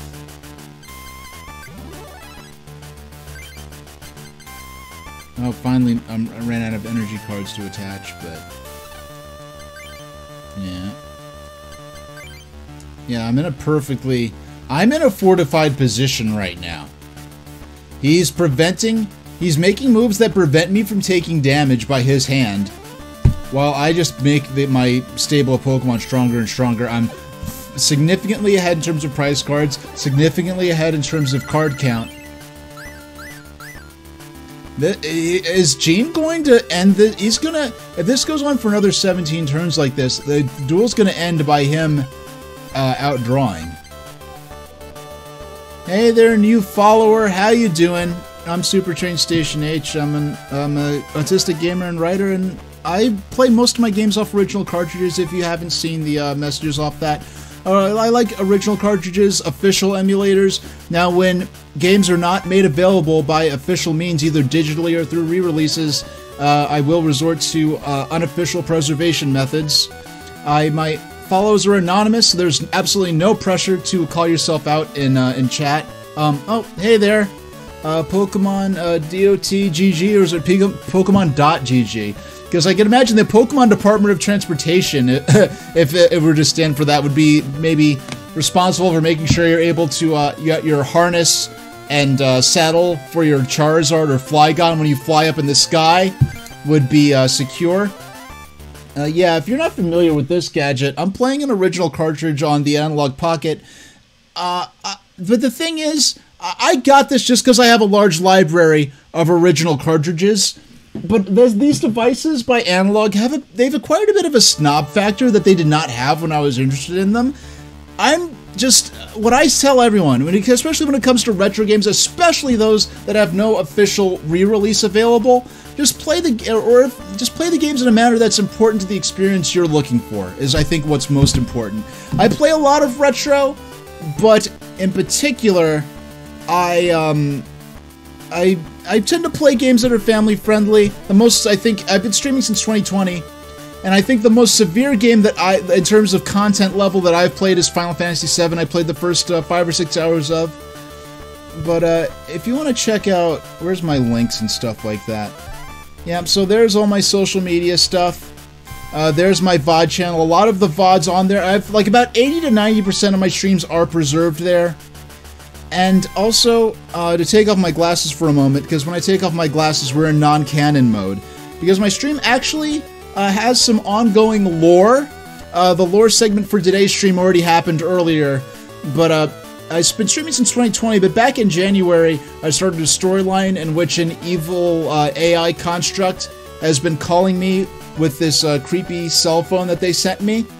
And the Exilo tokens are the channel point system on my channel, and in universe they are the cryptocurrency that's being promoted by this AI spam bot as we edge closer and closer to some sort of resolution that I expect to be in either early or late May. It's either going to be in early May or late May, no earlier than late May, but it'll happen as soon as I'm ready. Now, so Pokemon Trading Card Game, this is a game that I played back when, Azurest redeemed Sodor Lore Reading Deluxe. For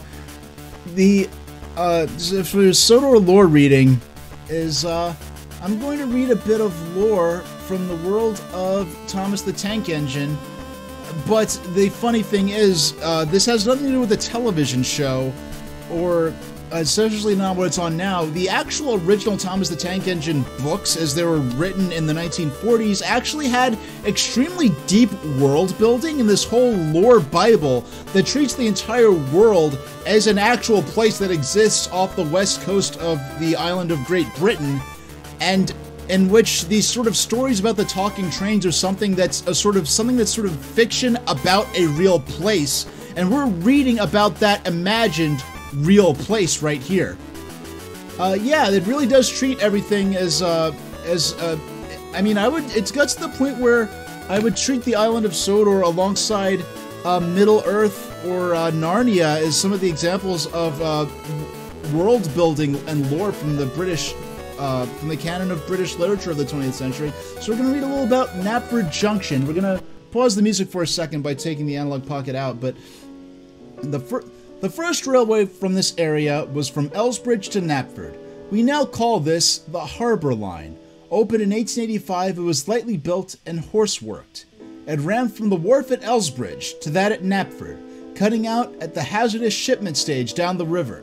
It curved east from Elsbridge to Torriereck Mine, keeping to the firmest ground, swung round in a wide curve to reach Knapford. But Knapford Harbour proved a disappointment. It needed constant dredging, and by 1905 the cost had proved prohibitive. The mining company abandoned it and extended the line along A.W. and Dry's Road to Tidmouth, around the headland, using light locomotives for haulage. These were built by Topham Hatt, A.W. and Dry's young engineer, recently arrived from Swindon. In 1908, however, the line was destroyed in a storm. Great distress and unemployment resulted. To alleviate this, A.W. and Dry, with the help of a treasury loan, employed out-of-work miners to cut a tunnel through the ridge south of Tidmouth, and the first bridge from the newly formed Tidmouth, Knapford, and Elsbridge Light Railway steamed through in July of 1910. Alright, so that is a little bit more about Knapford, and we will get back to our game. And Azrath is mentioning Oz. Frank L. Baum was an American author, I believe, and in the context of Narnia, Middle Earth, and the island of Sodor, I would those are all British writers. So, but in terms of 20th century world building, Oz would certainly, and of course, 20th century, we can't talk 20th century world building without we're gonna end up winning by outdrawing them. This is gonna be one of the strangest victories, and you'd kind of expect the equivalent of a gym leader to have better AI. This just seems like a very poor. They should be in a race to defeat me as quickly as possible. So if they drag this out, it'll go another 16 turns. No more energies, but we can. Might as well evolve that dugong now. Yeah, we're gonna end up outdrawing them. This is going to be one of the strangest victories I've ever had.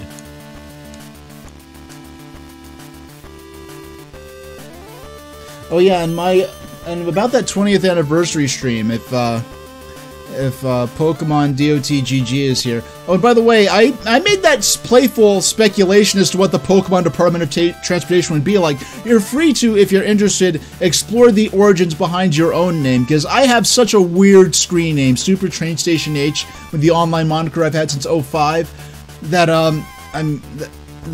it's just so fascinating learning why people choose the names they do. But of course, I always make this clear that my follow alerts are anonymous. It celebrates that someone followed, it doesn't say who they are, so there's no pressure for them to present themselves.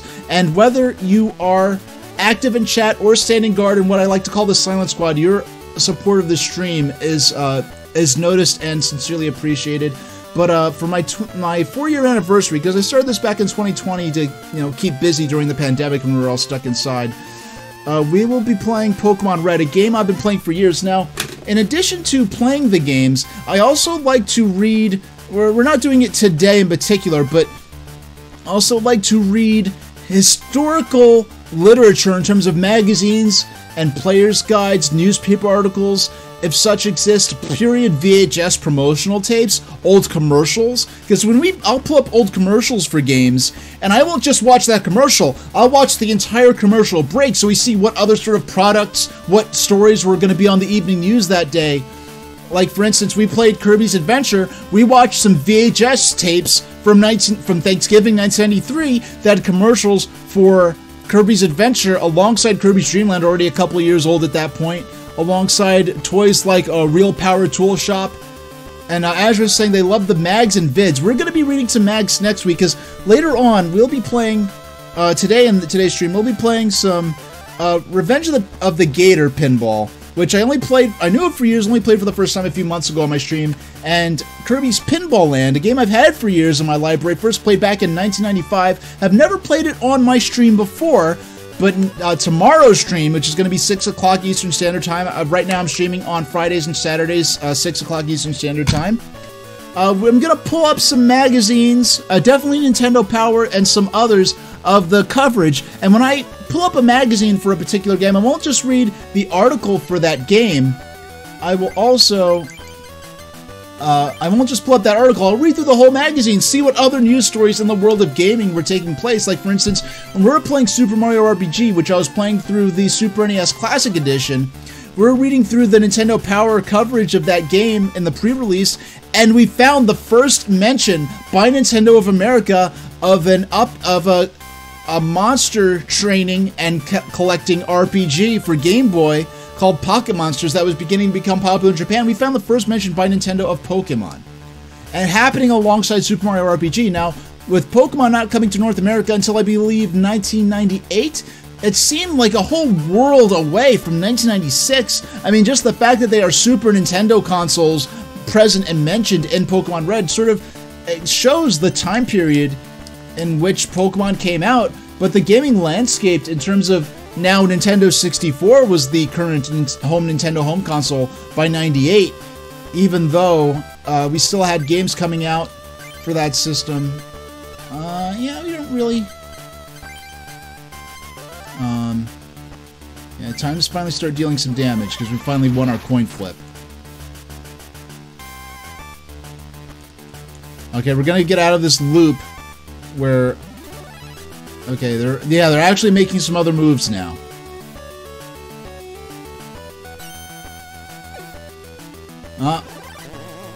We lost our coin flip again. No damage for us this turn.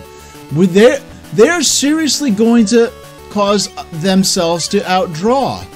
And I've never seen an AI go out of its way to potentially outdraw in this manner.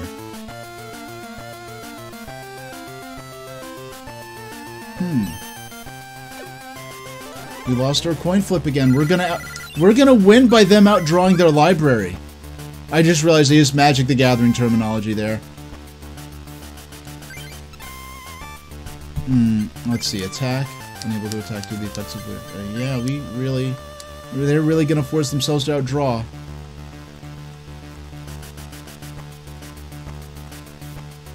Let's see if we win our coin flip. We won our coin flip. I borderline, I have half a mind to want to outdraw them at this point. We're gonna get ready for if we drop Blastoise. I wish they'd put up a more aggressive, I mean, we're gonna make good progress, but, Spike, yeah. Wait, well, I forgot what these moves even do. It's been so long since I attacked. There's 20 plus 20 each. Okay. Flip 2 coins. Okay, we're gonna do a Spike Cannon for the chance. We may deal no damage, but we could knock them out this turn. No. Almost. So now, unless something crazy happens, they're guaranteed knockout next turn.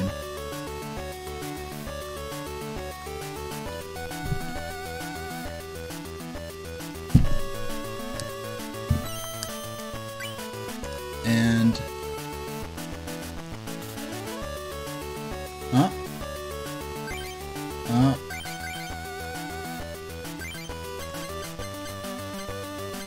Might as well... Okay. No. I tried. Yeah, I was wondering if it would let me evolve it, since it's technically not a Pokemon, but it counts as a Pokemon. So let's go ahead, get that knockout in, and draw a final prize card, and this wins the duel. What an epic stable of Pokemon we got on our bench.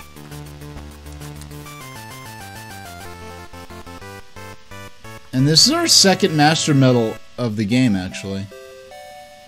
Wonderful, your persistence that even can break rock has led you to defeat me. And mind you, this is a rock type, they're using Pokemon that in the main Pokemon games would be rock type, but there's no rock type in the trading card game the fighting archetype encompasses both fighting Pokemon and a lot of what would have been rock in the original game.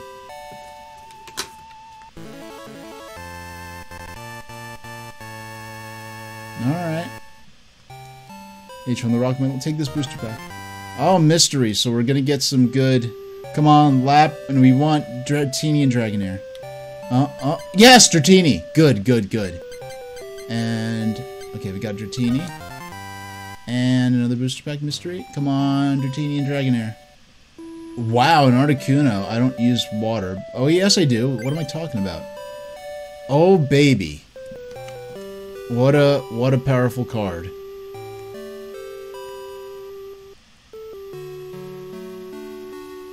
Dang, this is flip a coin. If heads, this attack does 10 damage to each of your opponent's benched Pokemon.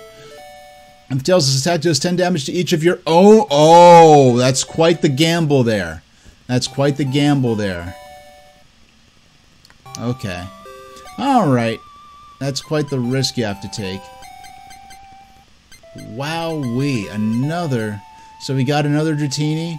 We're aiming to get 4 Dratinis and 4 Dragonairs long term. Yeah, so that... Yeah, like Dadris, that's a pretty harsh... The benefits... That's a card for, you know, for all those real heavy risk takers out there. Oh yeah, we're saving immediately. Would I like to keep a diary? Yes. So let's check out our deck. We're not gonna put...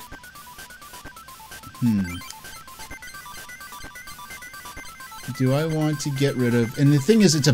Articuno's a basic Pokemon, too.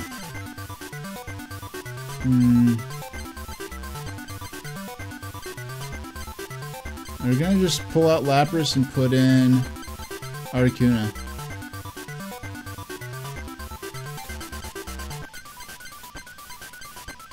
Yeah, that's the only change I want to make right now.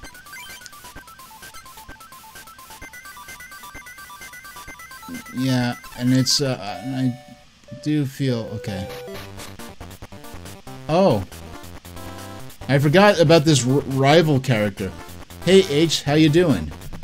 So, you won the second medal? You must be real lucky. I'll see how good you really are. Come on, let's duel. We'll play with 6 prizes. If you win, I'll give you a really rare card. Ronald. The I'm Ronald deck. Each player will shuffle the opponent's deck. I forgot this rival character even existed.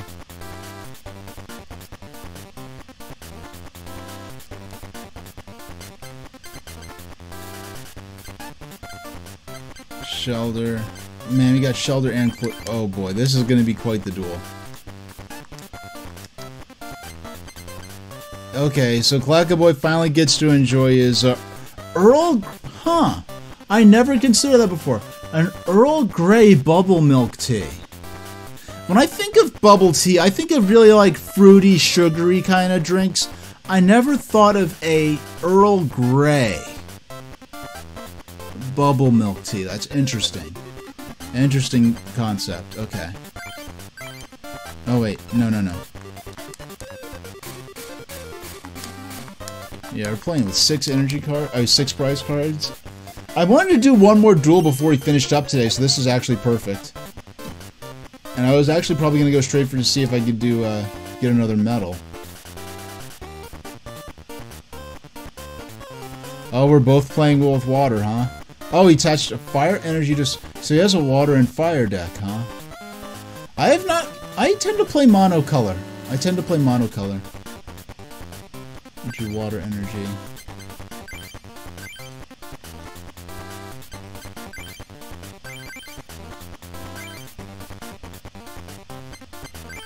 And,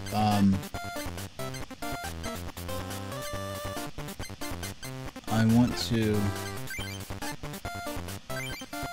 Come on, hide and shell. Come on. Heads. We're getting heads. There we go. Just gotta buckle down.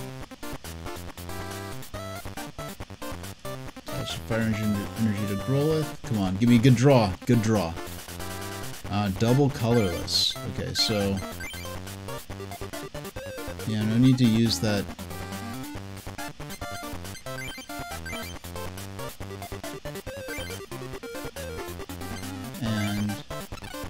going to evolve... No. Sure, it's also evolved into Ammonite. So now I can see what our opponent has. I'm going to... Let's see what they... Hold on, I want to check...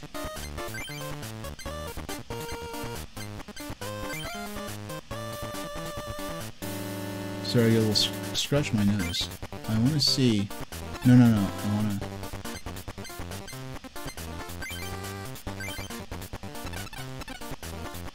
Alright. Yeah, I'm actually... gonna go ahead and, Come on. Yep, there we go. I don't know why I had to check the opponent's seal. Like, it's gonna be the same seal that I play with. I can tell just from the artwork. Yeah, they're just building up all their benched Pokemon right now.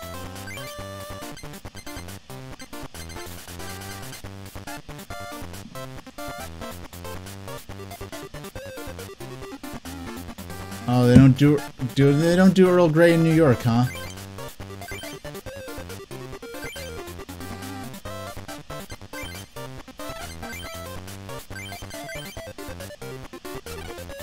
Alright, let's, Wait, no, okay, there we go.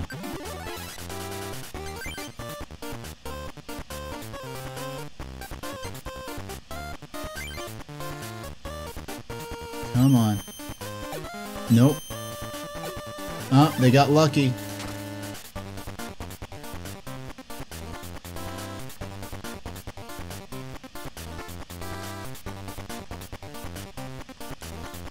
Alright, energy search. They use energy search.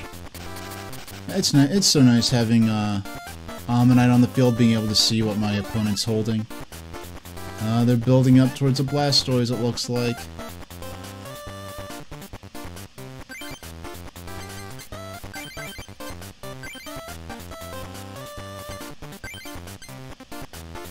If I get I'm gonna get these coin flips and get them out of here. Okay. What's going on? I have no clue what's going on here.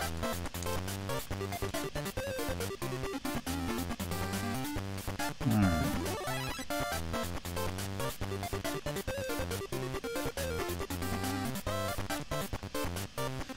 Yeah, they just do not want to attach any energy to this seal and actually have it attack. Alright.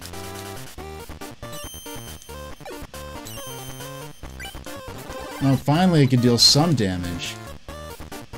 If I got those coin flips first, if I got 2 heads, I would have knocked the seal out a long time ago. But in knocking out that seal, there's a lot of very well-equipped Pokemon in their bench right now. I almost said their back row, like it's Final Fantasy, but... Ah.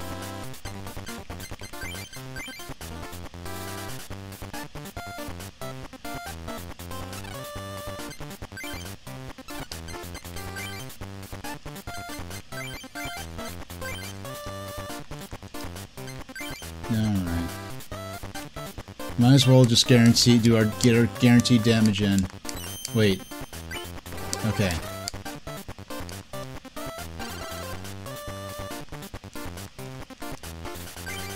Alright.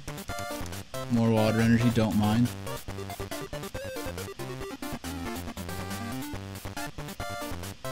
That's gonna deal 50 damage, but they have to discard energy to use it. That's a knockout.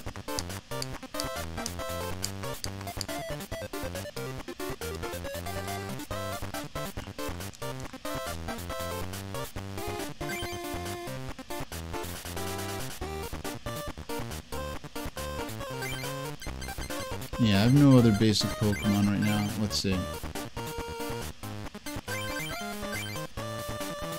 Okay. Almost forgot to evolve. There we go.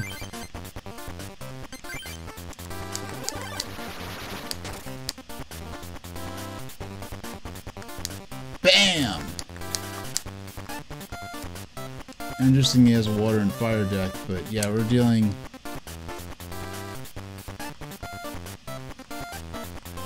Okay.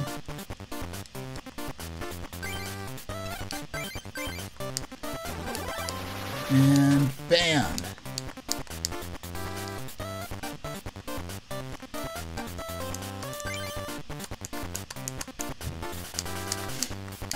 Alright, went from a fire Pokemon, now you have a water one out? Okay. I know this attack.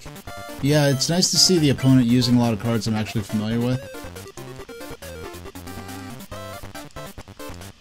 Oh boy. Time to start building up Articuno.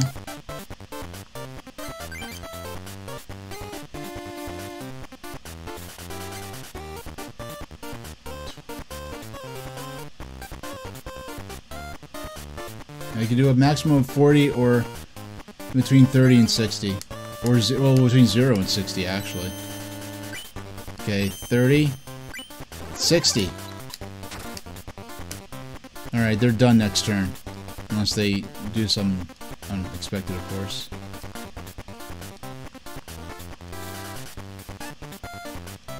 And we're gonna get our tails. There we go. So we can deal damage. They did not successfully hide in their shell for the next turn. Ah, I got a Ward Turtle too. How about that? But we are kicking tail with Omastar right now.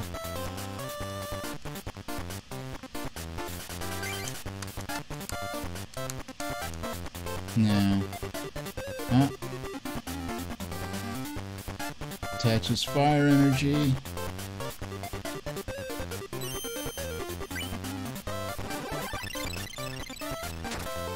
And bam. That took 10 damage. The first damage Omastar actually took. Actually, that's almost wasted a turn. That just in case something. 1, 2, 3. Yeah, this is a guaranteed knockout right here.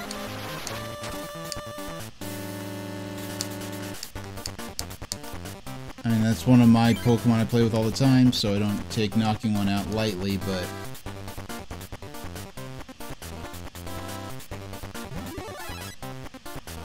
Charmander evolved into Charmeleon. Attached fighting energy to Charmander.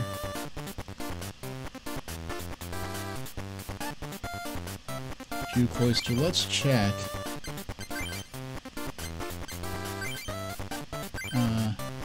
Slash and flamethrower. Anything special? You have to discard. Okay. I mean, you see attacks with the same name, at least in this era of the, at least as far as what's featured in this Game Boy game. It seems like attacks with the same name will always do the same thing, seemingly. So as the decades went on, that became not the case, but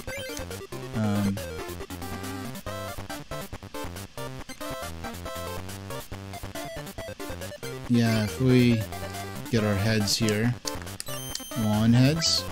2 heads. No, just 1.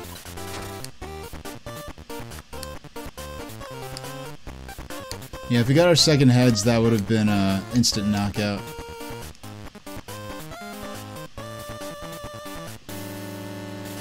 Alright. And draw our next prize card right here.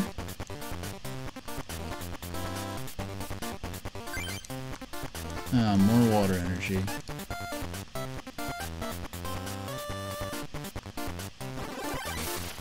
Oh, Charmander scratched us. How cute.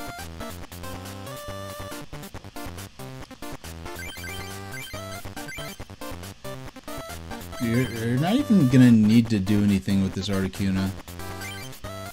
This might be a knockout right here, I think, if I did my math right. Yeah. I thought it was gonna be like 60. Oh, and Claudia was saying, am I thrilled to have Jim Carrey and Keanu Reeves in Sonic 3? Oh yeah, I know there's that Knuckles miniseries, but if anyone's not aware, Keanu Reeves is going to be doing the voice of Shadow the Hedgehog in the next Sonic movie. I'm glad Jim Carrey's going to be back for Dr. Robotnik one last time, probably. I'm hoping they give him like the actual proper, you know, Eggman like uniform with the red jacket, the white stripe, the 2 white stripes across the front with the yellow buckles and the black pants. They came close last time. They need to give them the full-on, like, legit. Now, of course, they're not going to give them the Adventures of Sonic or the Sad AM outfit. That's out of the question, of course. But, and that's our game. I think I wasn't really trying that hard. Well, loss is a loss. We'll have to give you this card. It receives a promotional card, Jigglypuff level 12. Remove 1. Okay. It won't be so easy next time. See ya. Nope. I'd rather have gotten a booster pack, honestly. Alright, so how about... give me a sec. And it's funny, because right before I found out about Keanu Reeves voicing Shadow, I had an interesting dream that they made, like, they did a revival of Adventures of Sonic the Hedgehog, and it featured, like, the modern Eggman design, but animated like the old Milton Knight redesigned for Robotnik that they used in Sonic and Adventures of Sonic, and it featured like characters like Knuckles and stuff. It was interesting, but we gotta go to, what's our next game? Yeah, we're gonna play a little Revenge of the Gator. Now, if you don't know Revenge of the Gator, this is one of the earliest Game Boy of all Game Boy games. Just want to make sure we save.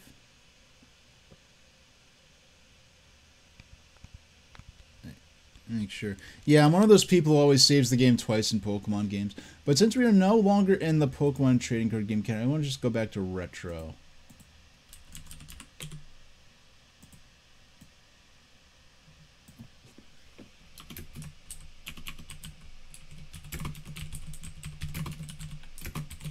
HAL Pinball Game Boy. Simple enough of a title. Alright. So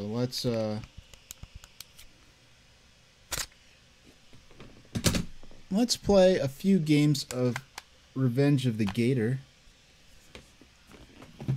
And I do have a document that I'm saving. I've saved every single high score I've ever gotten in this game. And eventually, because I play Nintendo's Versus Pinball a lot. Well, I haven't been playing it recently, but it's one of my one of my single most played games on stream. There we go.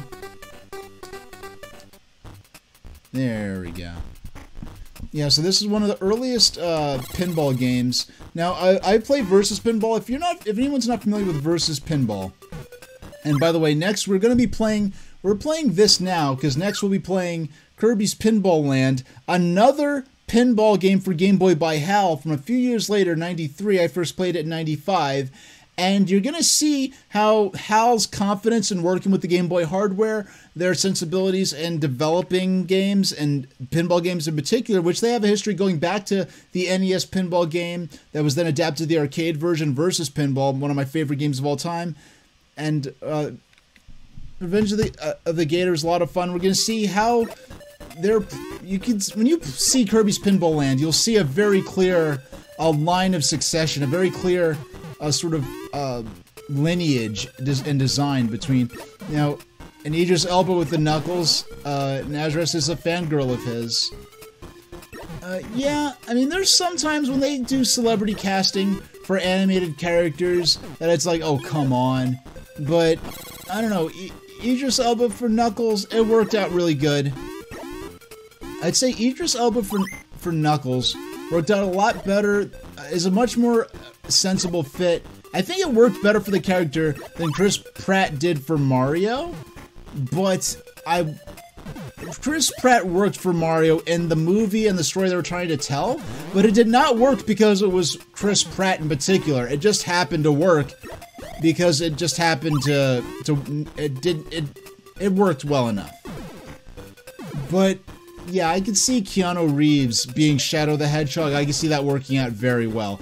Now, if some Sonic fans, because I played a lot of the 8-bit and only one 16-bit Sonic game, because the first game I played on stream, it's something I try to play every several months. My childhood copy of Sonic the Hedgehog on Game Gear. But for the more recent Sonic universe, Shadow the Hedgehog is kind of to Sonic what Wario is to Mario. Sort of like it started off as a proper antagonist, became more of a rival, a bit an edgier take on Sonic, and quite infamously, Shadow the Hedgehog had a feature in his own game in 2006. And so you see this character that appears like a black-furred version of Sonic, but wielding realistic-looking firearms, which is really bizarre to see Shadow. And now the game itself was not graphic; it was only like a E10+. Oh, Clackaboy saying they're hoping Idris Elba is the next James Bond. People have been calling for Idris Elba as the next Bond for so long. In terms of his how he's worn his added years of experience, he's holding it together.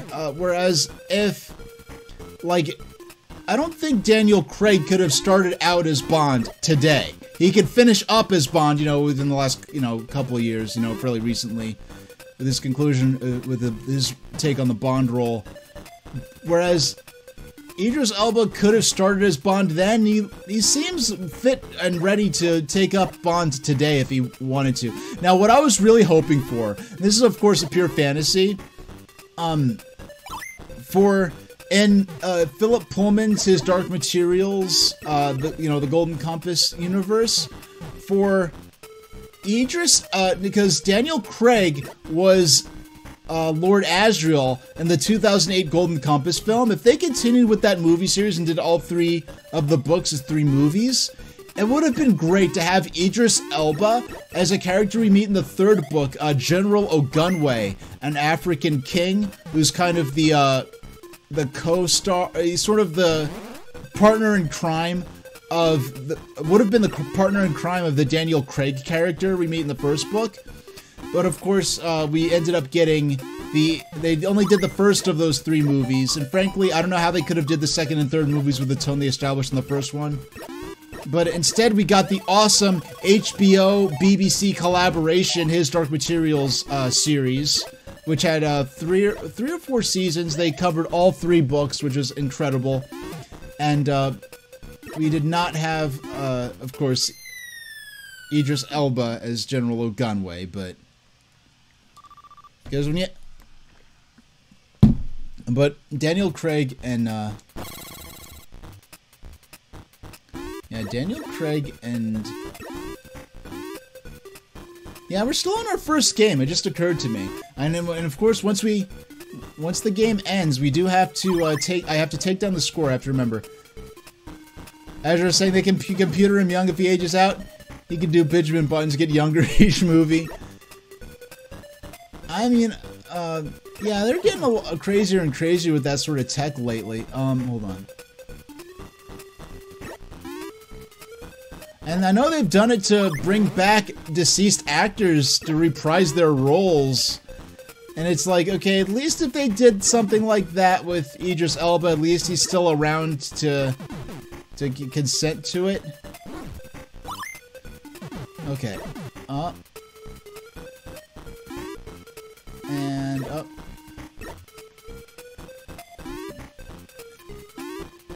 And yeah, this is a pinball game, for those who aren't familiar, that's completely themed around alligators. I believe in Japan this game was called something to the effect of the March of 99 Alligators. I don't know if or some really oddly specific number. Harrison Ford's last movie? I don't know what his last movie's gonna be. In fact, oh, and Bill, hey there, hey Bill.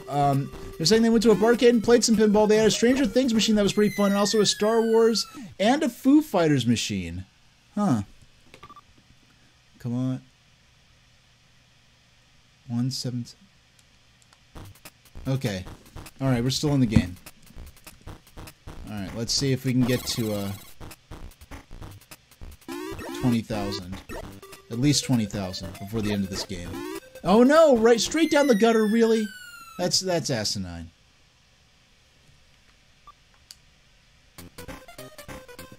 $181,960.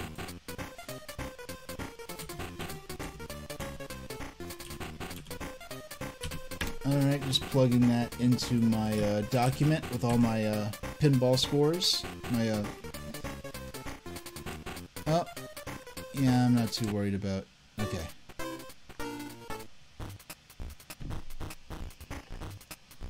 Yeah, I went to I found this place when I was traveling that had this little, they have that little thing. Have you ever seen this thing? I forgot what it's called, but it's like skee ball, but instead of skiing, it's like a skee ball sized bowling alley and it's all mechanical. And they had a bunch of arcade machines and pinball machines that were all on free play. And yeah, it was interesting. I never actually played that, but okay. Launch, flip, oh. Yeah, I'd say let's play 3 games of this and we'll move on to Kirby's Pinball Land. Oh. Oh, it's nice that the slot machine is still running even when you're off screen. I just noticed that. Oh, yeah, we got up into the upper level. Okay. Yeah, I love the way the different targets, and most of these targets are alligator themed. I love the way they all animate, like when the alligator on the left, when his snout scrunches in when you hit him. Yeah, so Bill, what? Yeah, so we're playing this now. We're gonna play Kirby's Pinball Land. I'm gonna finish a couple of games of this, and then play some Kirby's Pinball Land, which I have never played on stream before. Which is ironic, because I've had that game since... I've had my copy of that game since about 2005 or 6. Meanwhile, this game I never had until, like, November or October of last year. And I never started playing it until...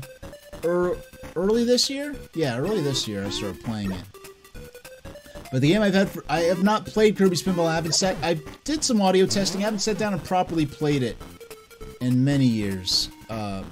And I never actually beat that game before either. I first played Kirby's Pinball Land back in '95, and when I first learned that there was an earlier HAL pinball game for the Game Boy, that looking at a few seconds of footage, I could see like, oh, this is clearly the predecessor to Kirby's Pinball Land. I really did want to play this, especially since Kirby's Pinball Land takes a bit of a approach where it's a pinball table, but you are trying to sort of clear an objective, where this is a bit more of a pure pinball experience, such as it were, where you are really just trying to get the highest score you can. And HAL actually, not only did they work on this and Kirby's Pinball Land, they also assisted Jupiter Corporation when it comes to the development of Pokemon Pinball. So, we have sort of this trilogy from Revenge of the Gator to Kirby's Pinball Land to Pokemon Pinball. And it's kind of funny, in a way, compared to Kirby's Pinball Land, Pokemon Pinball does kind of go back to being a bit more like a traditional arcade experience, though you also have the element of collecting Pokemon. Now, as you're saying, they still like Dave & Buster's in NYC, 42nd Street, swag time. Oh yeah, I used to hang out in the city, and I used to love, like, where the Dave & Buster's was, it was actually physically attached to either the AMC or the Lowe's. It was there were like 2 theaters across the street from each other on 42nd Street. And mind you, this is like late 90s and onward 42nd Street, not like early 90s 42nd Street. So it's a place my mom would actually want to take me, and not a place my mom would want to try to keep me away from. You know, the sort of Disney-fied, commercialized 42nd Street, after they cleaned it up or ruined it, depending on who you ask.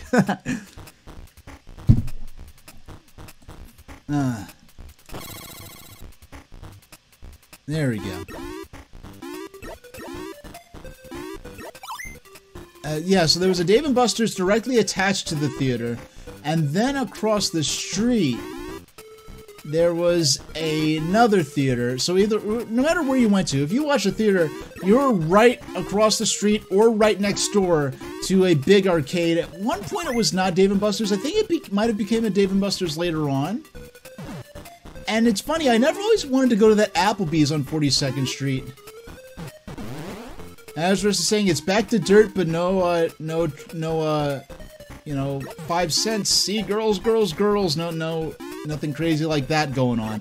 Back to dirt. I last went to 42nd Street in... it wasn't that long ago. It must have been like... yeah, it was last year. It was last year. And I didn't really strike me as being dirty or grungy. Now, and when it comes to 1999 era 42nd Street, it was quite, I guess it still had that newly renovated street air where it felt even more like a theme park. Have you ever been one of those to a city that's had a major revival of its downtown area within the last 125200?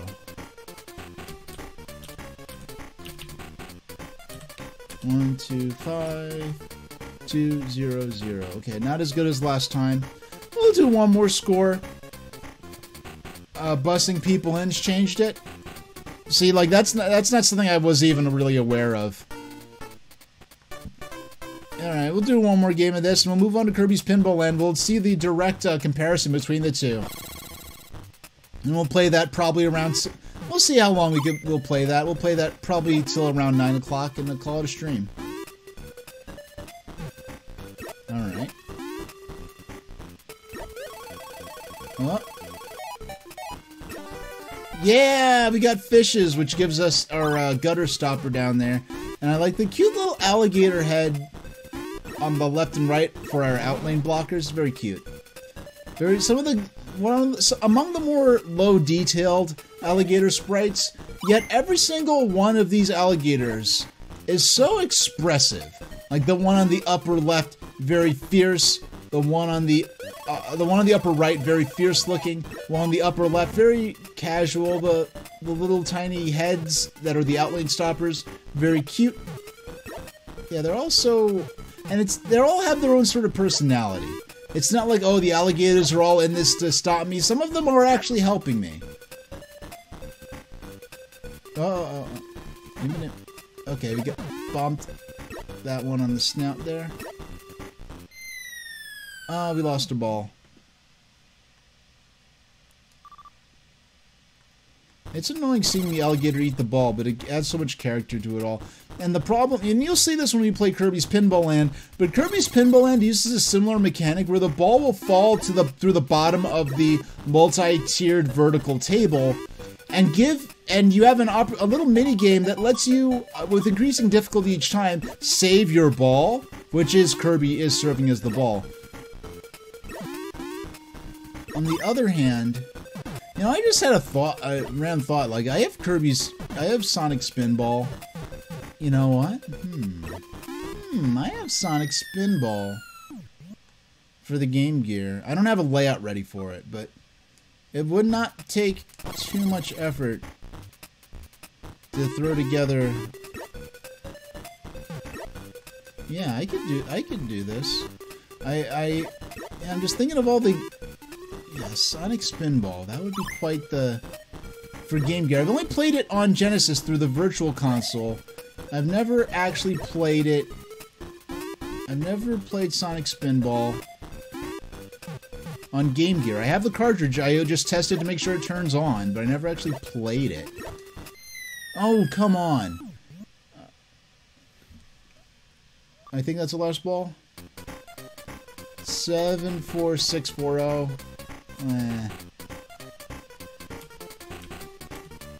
74640. Yeah, that was very, very disappointing score. We're gonna, since that one score was so disappointing, we're gonna give it one more shot. Wait a second. I want to make sure. Okay, just want to make sure we are on the right table. We're on the right mode. And one. Oh, let me bring up. Okay, there we go. Scared myself there for a second.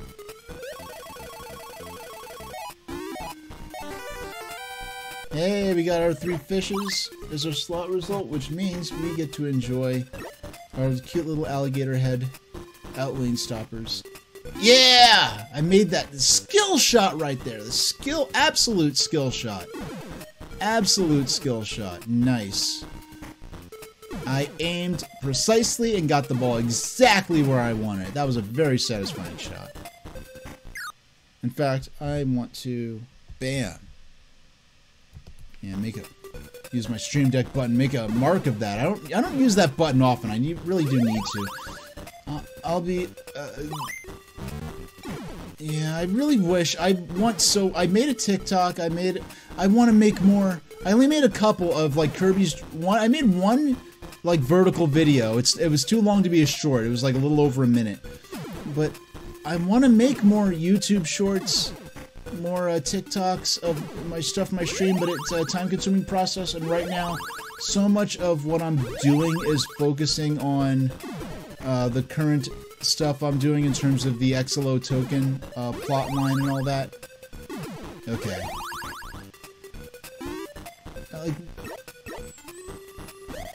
You know what distracted me? You know the reason I felt all that way is because I was... launch! I got distracted by that head at the top of the table. I was like, what is that head? Like, that is not an alligator. It looks like some sort of... There's a certain sort of traditional Japanese mask. I don't know if it's a certain folklore character or something, but... Oh yeah, I'm good. That character right up at the top. But yeah, I'm good at making that shot. I can make that shot whenever I please, and I enjoy that fact.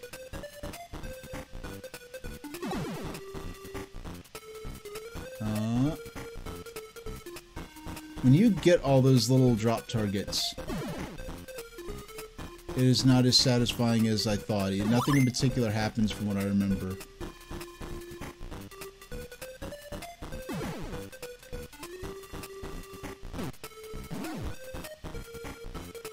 And there's no tilt function in this. There is in Pokemon Pinball, there is in Kirby's Pinball Land, there's no tilt function.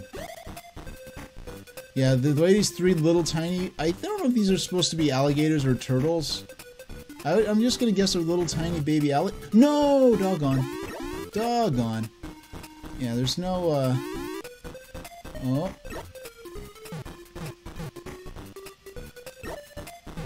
Yeah, there we go.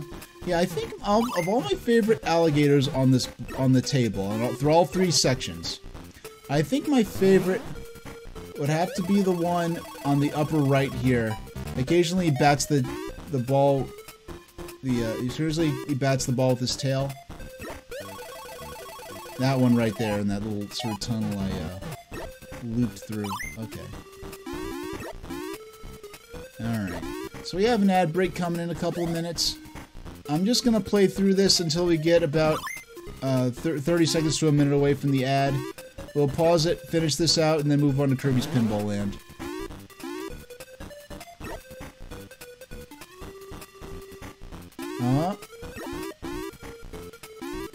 Yeah, I really feel, as annoying as these ads are, I do feel like they coincidentally are spaced right now. They might change this in the future. They're spaced in such a manner that they coincide with good, reasonable spots for a streamer to get up and stand up and take a minute or 2 break.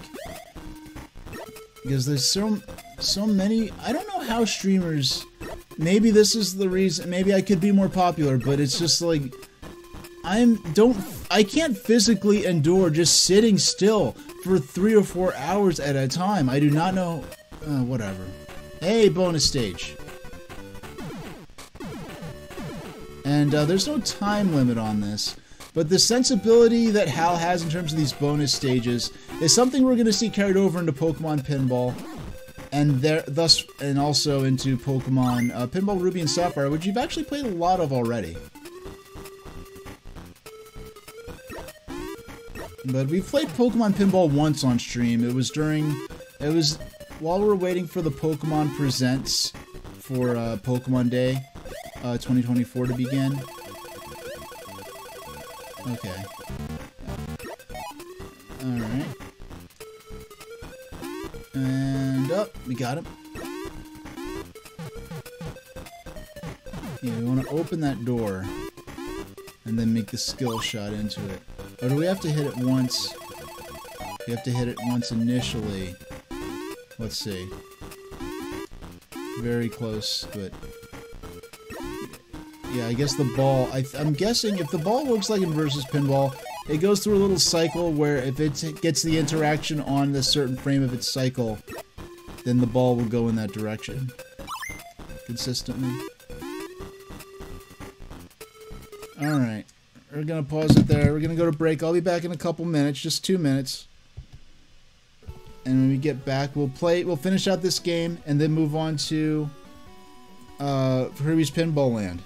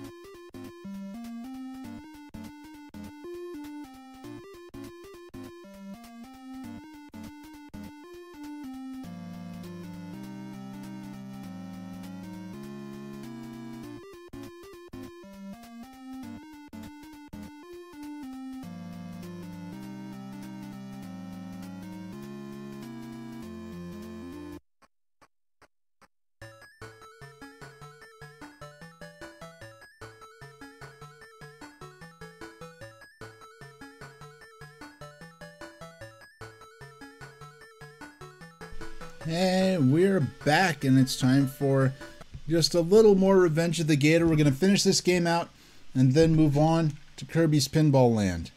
So let's finish this up, see how high of a score we can get.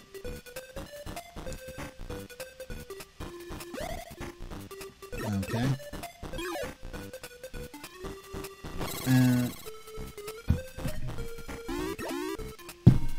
I don't know, Versus Pinball is done... because Nintendo, like, Versus Pinball has trained me. When I'm playing in the high score mode, I'm basically conditioned never to press pause, because when you're playing on the online leaderboard's high score mode on Versus Pinball for the Nintendo Switch arcade archives, you're not allowed to pause. If you pause, your attempt is nullified. You have to start over.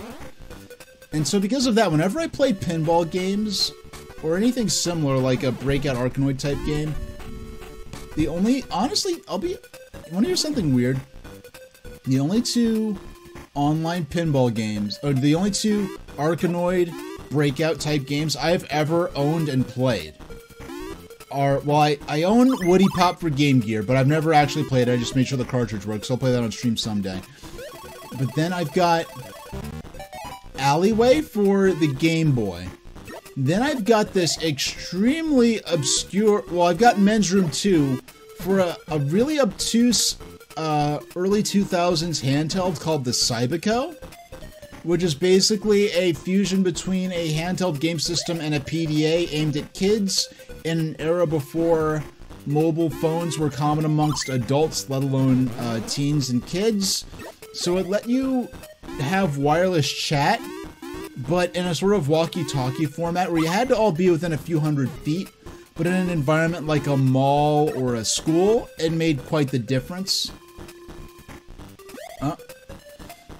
Now, for most kids, it was like a way, oh, we could pass notes digitally during class, or oh, we could play games together without the teacher noticing. For me, the Cyberco was very important to me as a productivity tool, a word processor.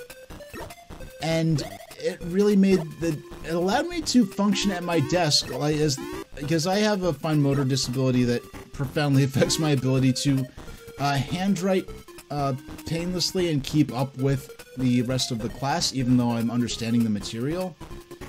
And earlier on, I was wheeling over a Macintosh LC, and before that, actually an Apple II, into the classroom for the computer lab to use to do my writing on. But after that, it really made a big difference to be able to actually just sit at my desk when I could have a handheld device that I could do all my typing on. Meanwhile, if you didn't know what that device was, it looked like I was just playing games. But I was actually taking very detailed notes, and it made quite the impression. Now, that was before I got my laptop. In 9th grade, I got a 2001 model iBook, and that's when that allowed me to function at my desk a lot more efficiently, but I did not realize that standalone word processors like the AlphaSmart series were a thing. Even though they weren't as cool, I would have appreciated from the standpoint of not having to guard it with my life like I did my iBook. Oh, there we go. There we go. And launch. Oh, got two stars and a fish. We almost got. I don't think I've ever seen what happens when you get 3 stars. I've seen 3 fish. The eggplant with the Z or Z, that is the negative result, where that's basically like a nothing. Then when you get 3 fish, you get the outlink stoppers and the gutter stopper. I don't know what happens when you get 3 stars. Alright, this is actually we're doing pretty good with this round.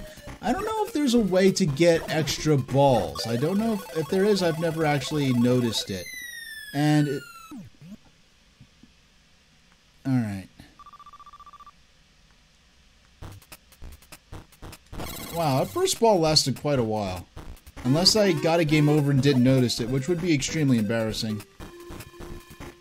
And annoy me because would have missed a score. I'll go back in the VOD and make sure I didn't miss any points, but... Oh, of course that went way too quickly. Alright, I believe this is our last ball. And we're in the field, okay. I was just saying extra balls are genetic. Maybe if you live near certain industrial facilities that maybe dump waste in the water that they shouldn't be. Why did that 229830? Okay. All right. That'll do it for Revenge of the Gator. Now for our next game. We'll quit out of this. And just gotta swap out our cartridge here. Our final game of the day, we'll play this for the next half hour, Kirby's Pinball Land. So this came out, Revenge of the Gator came out in 1989. This game came out in 93. I first played it in 95. I traded with a temporary traded with a friend for some game I didn't. Oh dear. Hold on. I hope that wasn't... Hold on, we're gonna try this again. I'm gonna have to unplug my microphone for a minute and plug it back in. You won't hear my voice.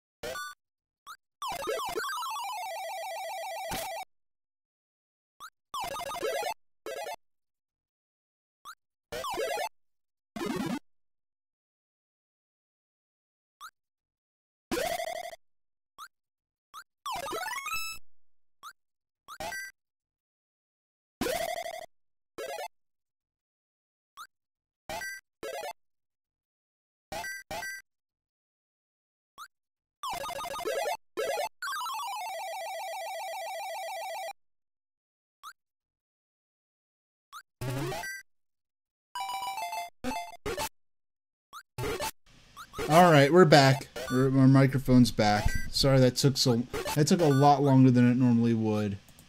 But alright, there we go. You know, it's weird hearing this just with the pinball sounds, because normally I hear this with the music that is in the game. But hearing with... Okay, so we've got Kirby as our ball here. We've got 3 stages. We have Wispy, Crackle, and Poppy, who are all bosses from the original game. So what this game kind of is... Now, we noticed for the first time, if we press the B button, we could shake the table a bit. A lot of pinball video games do make tilting the table a proper, legit mechanic that you really need to do to take advantage of. So we see here that they've got rid of the outline on the side. We see Kirby, since our ball is Kirby, an actual character. He's a much larger... So we have to time this to launch up, hopefully not hitting the little zombie ball guy. There we go. There we go. So this is the Wispy Wood stage, so we have a lot of wood grain textures in the table. But since our character our ball is a character, that being Kirby, and not just an actual just metal pinball, they made him much larger so we could see his face. And all the objects, the tables feel smaller compared to Revenge of the Gator, because, oh, see, look, this time we have the option to, with careful timing, we could launch Kirby back into the playfield. And our goal is to get up here to satisfy certain conditions that let us face against the boss. Yeah, so here, unlike in Revenge of the Gator, where you're really just going after a high score, you do earn points here, but there is an actual concrete objective to the game that we could try to go after here.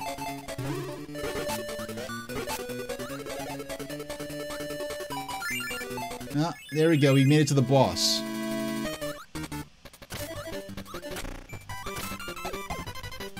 We want to try to keep Kirby in play, avoid the obstacles. We have to hit him as many times as we can.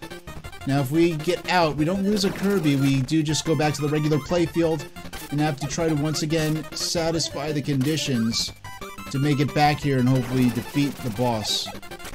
There's this tree, Wispy Woods, one of the famous recurring Kirby villains.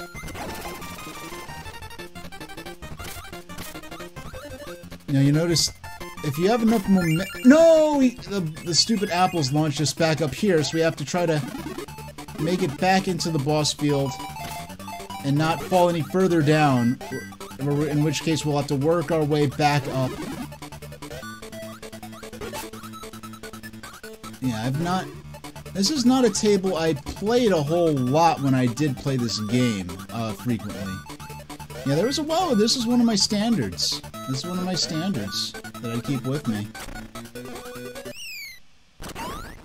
And when I did borrow this for a week or something back in the mid-90s, but when I say it's one of my standards, I'm talking about back in, like, you know, or freshman year of high school. I mean, freshman year of college. Senior year of high school. Actually, senior year of high school, I was too busy playing other things. Yeah, I did not get into my, sort of rediscover my... really, when I got back into collecting and playing original Game Boy was when my mom had the foresight to get me a Game Boy Pocket back when that was a cheap thing to get. And... And up. So we want to spill out Warp Star by hitting the little... I forgot what those guys are called, the Diglett guy in the center with the creepy face. That looks like, with little like bloodshot eyes when you knock into him. Alright. And one thing that's interesting is when you listen to this with headphones, you kind of forget, like, when they wanted to, Game Boy had full stereo sound, many games sort of seem to forget that that was an option that they had, but I know some games like Heiankyo Alien really went crazy with the... Oh, we have two Game Boys, both with... They basically took advantage of having two Game Boys, each with its own speaker, to produce stereo sound. When in actuality, like normally to hear the stereo sound of the Game Boy, you needed either an accessory that plugged it to stereo speakers, or you needed an actual Game Boy. Like or some kind of, like, I guess headphones, I guess that's what I'm really trying to say. Man, I feel like we're really close to... You gotta get that warp star in the center. There we go. Oh, well, I guess we could try one of the other boards now. Ah, we all know this music from the first Kirby's Dream Land. And of course, since Kirby's Dream Land was on the same system as this is, like, I'm sure... I'd be shocked if this was not the precise original chiptune from Kirby's Dream Land 1.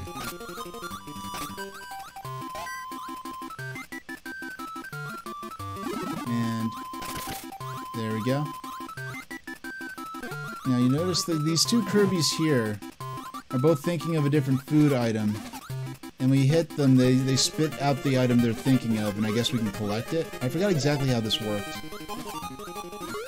Okay, so you've got that, what is that, polar bear monster thing in the middle, Frosty, I think he's called. You know, theoretically, this music should have been in the Wispy Woods theme stage. Okay, yeah, we got the launch, the upward launch. There we go.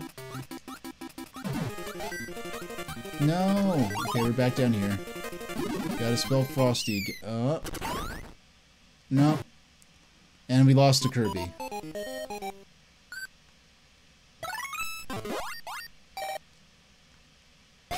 Alright, our next Kirby launches into the playfield. And there, off we go.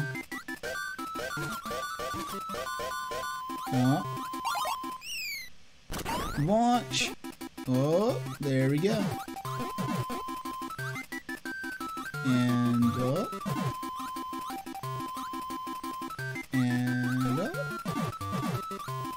yeah, we do not want that. We do not... Yeah, we want the Maximum Tomato. We do not want the Gordo, I believe is what those spike guys are called. You know, I just realized, it's really neat. I just considered the fact you could play the newest and the first Kirby game on the same system. You could play Kirby's Dream Land 1 and Kirby in the Forgotten Land. Have there been Kirby games since Kirby in the Forgotten Land? If so, I forgot about them. Alright. Alright, so let's try again. Oh, do I actually have to press the start button? Just pressing A just cycles through it. Well, the stage I would always play is the center stage here. Kracko. I don't know, I kind of like Kracko's design when he's not in the cloud. More so than... Oh no, okay.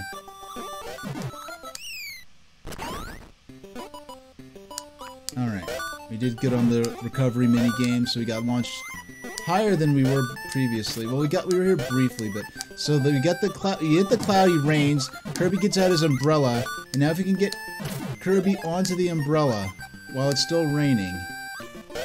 No, didn't quite work out. Yeah, Kirby will use that umbrella, well, Kirby in the middle will use the umbrella. Yeah, a lot of... Even going back to Kirby's Dream Land 1, lots of imagery of there being multiple Kirbys in a very sort of logic-defying manner. And we're at the top. So we have got the Sun and Moon, remember these bosses. So I'm guessing we're gonna have to knock into him as much as we can. No, we're back down to the table below. But we still got our tomato in play, which is great. We made him angry enough for him to rain. So we just gotta use this opportunity to get Kirby onto the other Kirby's umbrella. We gotta get Kirby onto Kirby's umbrella. It's like this sort of meta element of having these multiple Kirbys all in play at once. There we go. There we go. And launch. Yeah, use the tilt feature. Oh no, come on. It's hard to keep him up there for very long. But you really are meant to use the tilt feature. It's not considered a cheat. You don't lose points for it or anything. You don't get kicked out of the arcade, like in real life. I don't know. The idea of being able to tilt a pinball table just seems like such a very old idea. Like from an age when pinball tables were much simpler and lighter. Whereas thinking of a modern pinball table, it just seems so far too heavy to actually tilt. Because you see that, you know, references to that in like Looney Tunes a lot, where something happens and like a tilt thing comes up, like they're playing pinball. Alright. 840. 480.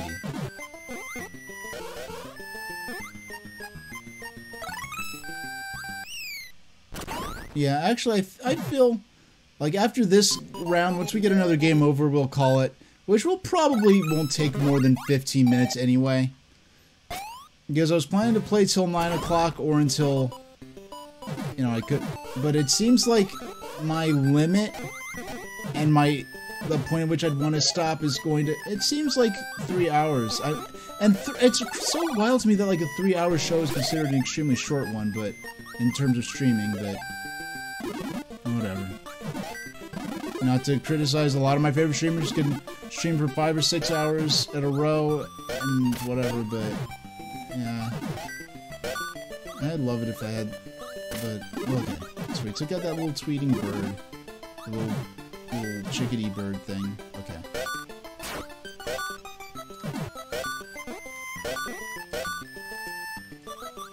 Oh yes, we do want that tomato.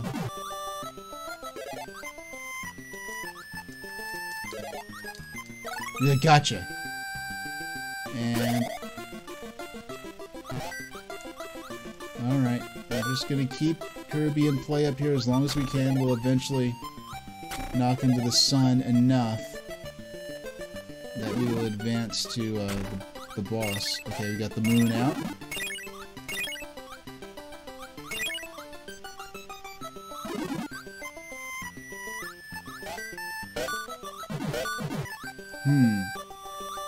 Now, up.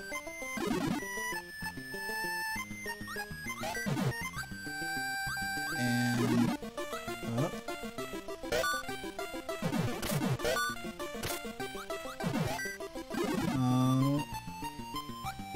We're falling pretty far down the table. We were pretty high up before.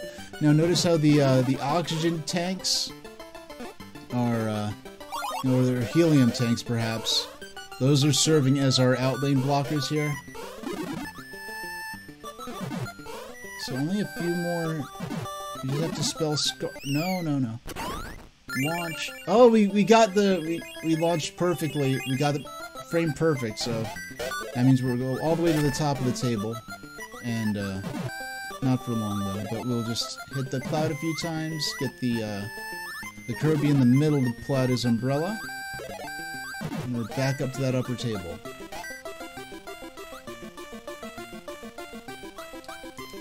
No, not quite. You know, for some reason, before I never asked for Sonic Spinball on, I didn't realize there was a Game Gear version of Sonic Spinball actually, but I remember, for some reason, I have this memory of Sonic Spinball coming out around the same time as Kirby's Pinball Land. And thinking of the two games, you know, Sonic... I was more Team Sega, or just in terms of Sega was what I was familiar with. That's the only system I had was Game Gear.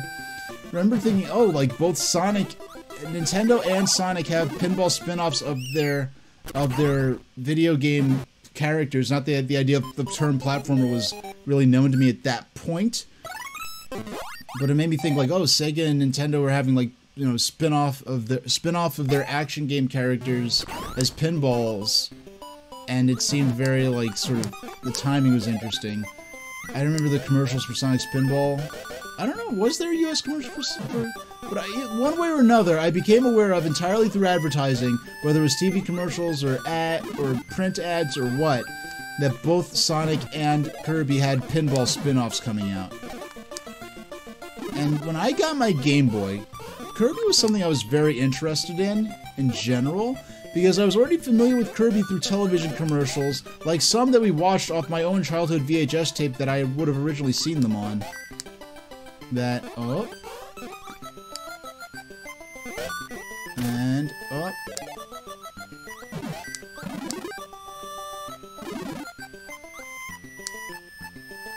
And up. And launch. And okay. Alright.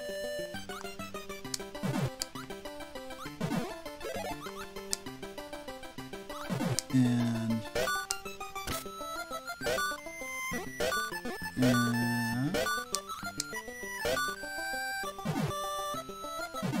oh, come on, he couldn't have floated there. Oh, yeah, there we go, there we go. Wait a second. Oh, okay. I thought it said up B, like up B. No, that whatever, however many points I got for getting on top of the umbrella, it was just saying, listing how many, but the sprite was slightly obscured. Alright, we're doing good, we're doing good, we're doing good. Come on, tomato! Oh, come on, I hit, give me, yes, okay. I ran right into that tomato, it did not credit it to me. Give me my outlane stopper, as I am so entitled. Yeah, so this has a lot much more in terms of concrete objectives.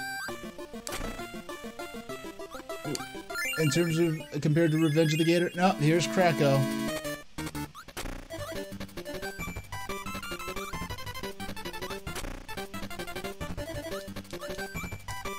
Now notice that, I just realized this, Kirby, oh doggone. Kirby is not actually in ball form in the boss stage. I noticed he's behaved a little different, he looked different, I didn't realize, oh, he actually has his hands and feet back. So he's in non-pinball form during the boss fights. Okay, that's interesting. Alright, we're gonna have to wail on that cloud.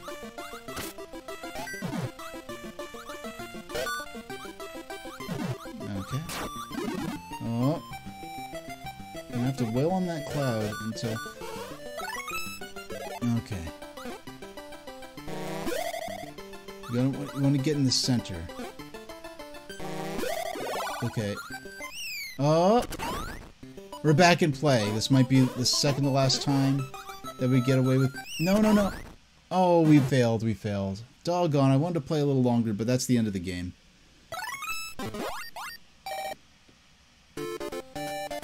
Alright. So, let's call it there.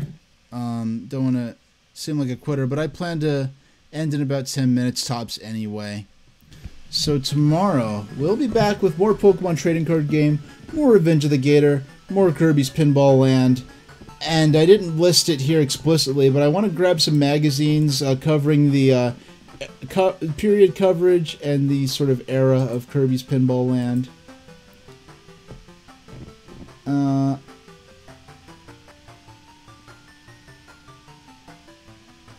Yeah, I think that'll just, that'll be enough for tonight. So I will see you all next time. I will be back at 6 o'clock tomorrow, 6 p.m. Eastern Standard Time. Yeah, and happy whateverth anniversary to Mother 3. And that's the only real sort of observance I'm aware of for tomorrow. I'll be around for it, but I will not be playing Mother 3. But I'll see you all next time. Thank you very much for watching.